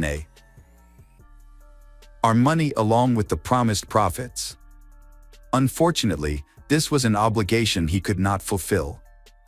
All of his income was immediately used to meet current needs, leaving him with virtually no savings, despite having accumulated over 2 million francs over the years. It was time for him to come clean and share the truth with Florence and the others who had entrusted him with their money. He found that he could no longer maintain this lies, and the mounting pressure made him feel trapped with no clear way out. Like many others, he convinced himself that by ending the lives of his loved ones, he would save his family from the consequences of his wrongdoings. He then planned to commit suicide to avoid facing the harsh reality. He believed that he could continue lying forever and never thought that he would be discovered or that he would have to confess. He kept coming up with other lies to maintain the pattern throughout his life. On June 23, 1996, the trial of Jean-Claude began. During the trial, he sat silently, avoiding eye contact and keeping his head down, with police on either side. On July 2, he was sentenced to life in prison without parole for 22 years for the murder of his wife, children, and parents. In 2019, Jean-Claude Roman applied for release from prison to live in a monastery. During his incarceration, he reportedly became a devout Christian, accepted his mistakes, and vowed to spend the rest of his life repenting as punishment. The judge accepted his plea, citing his good behavior as a factor worth considering. However, it is unfortunate that all the victims suffered at the hands of this deceitful, manipulative, and cruel man. As we reflect on this heartbreaking event, we cannot help but feel compassion for those whose lives were taken so suddenly and for the families and friends who suffered their loss.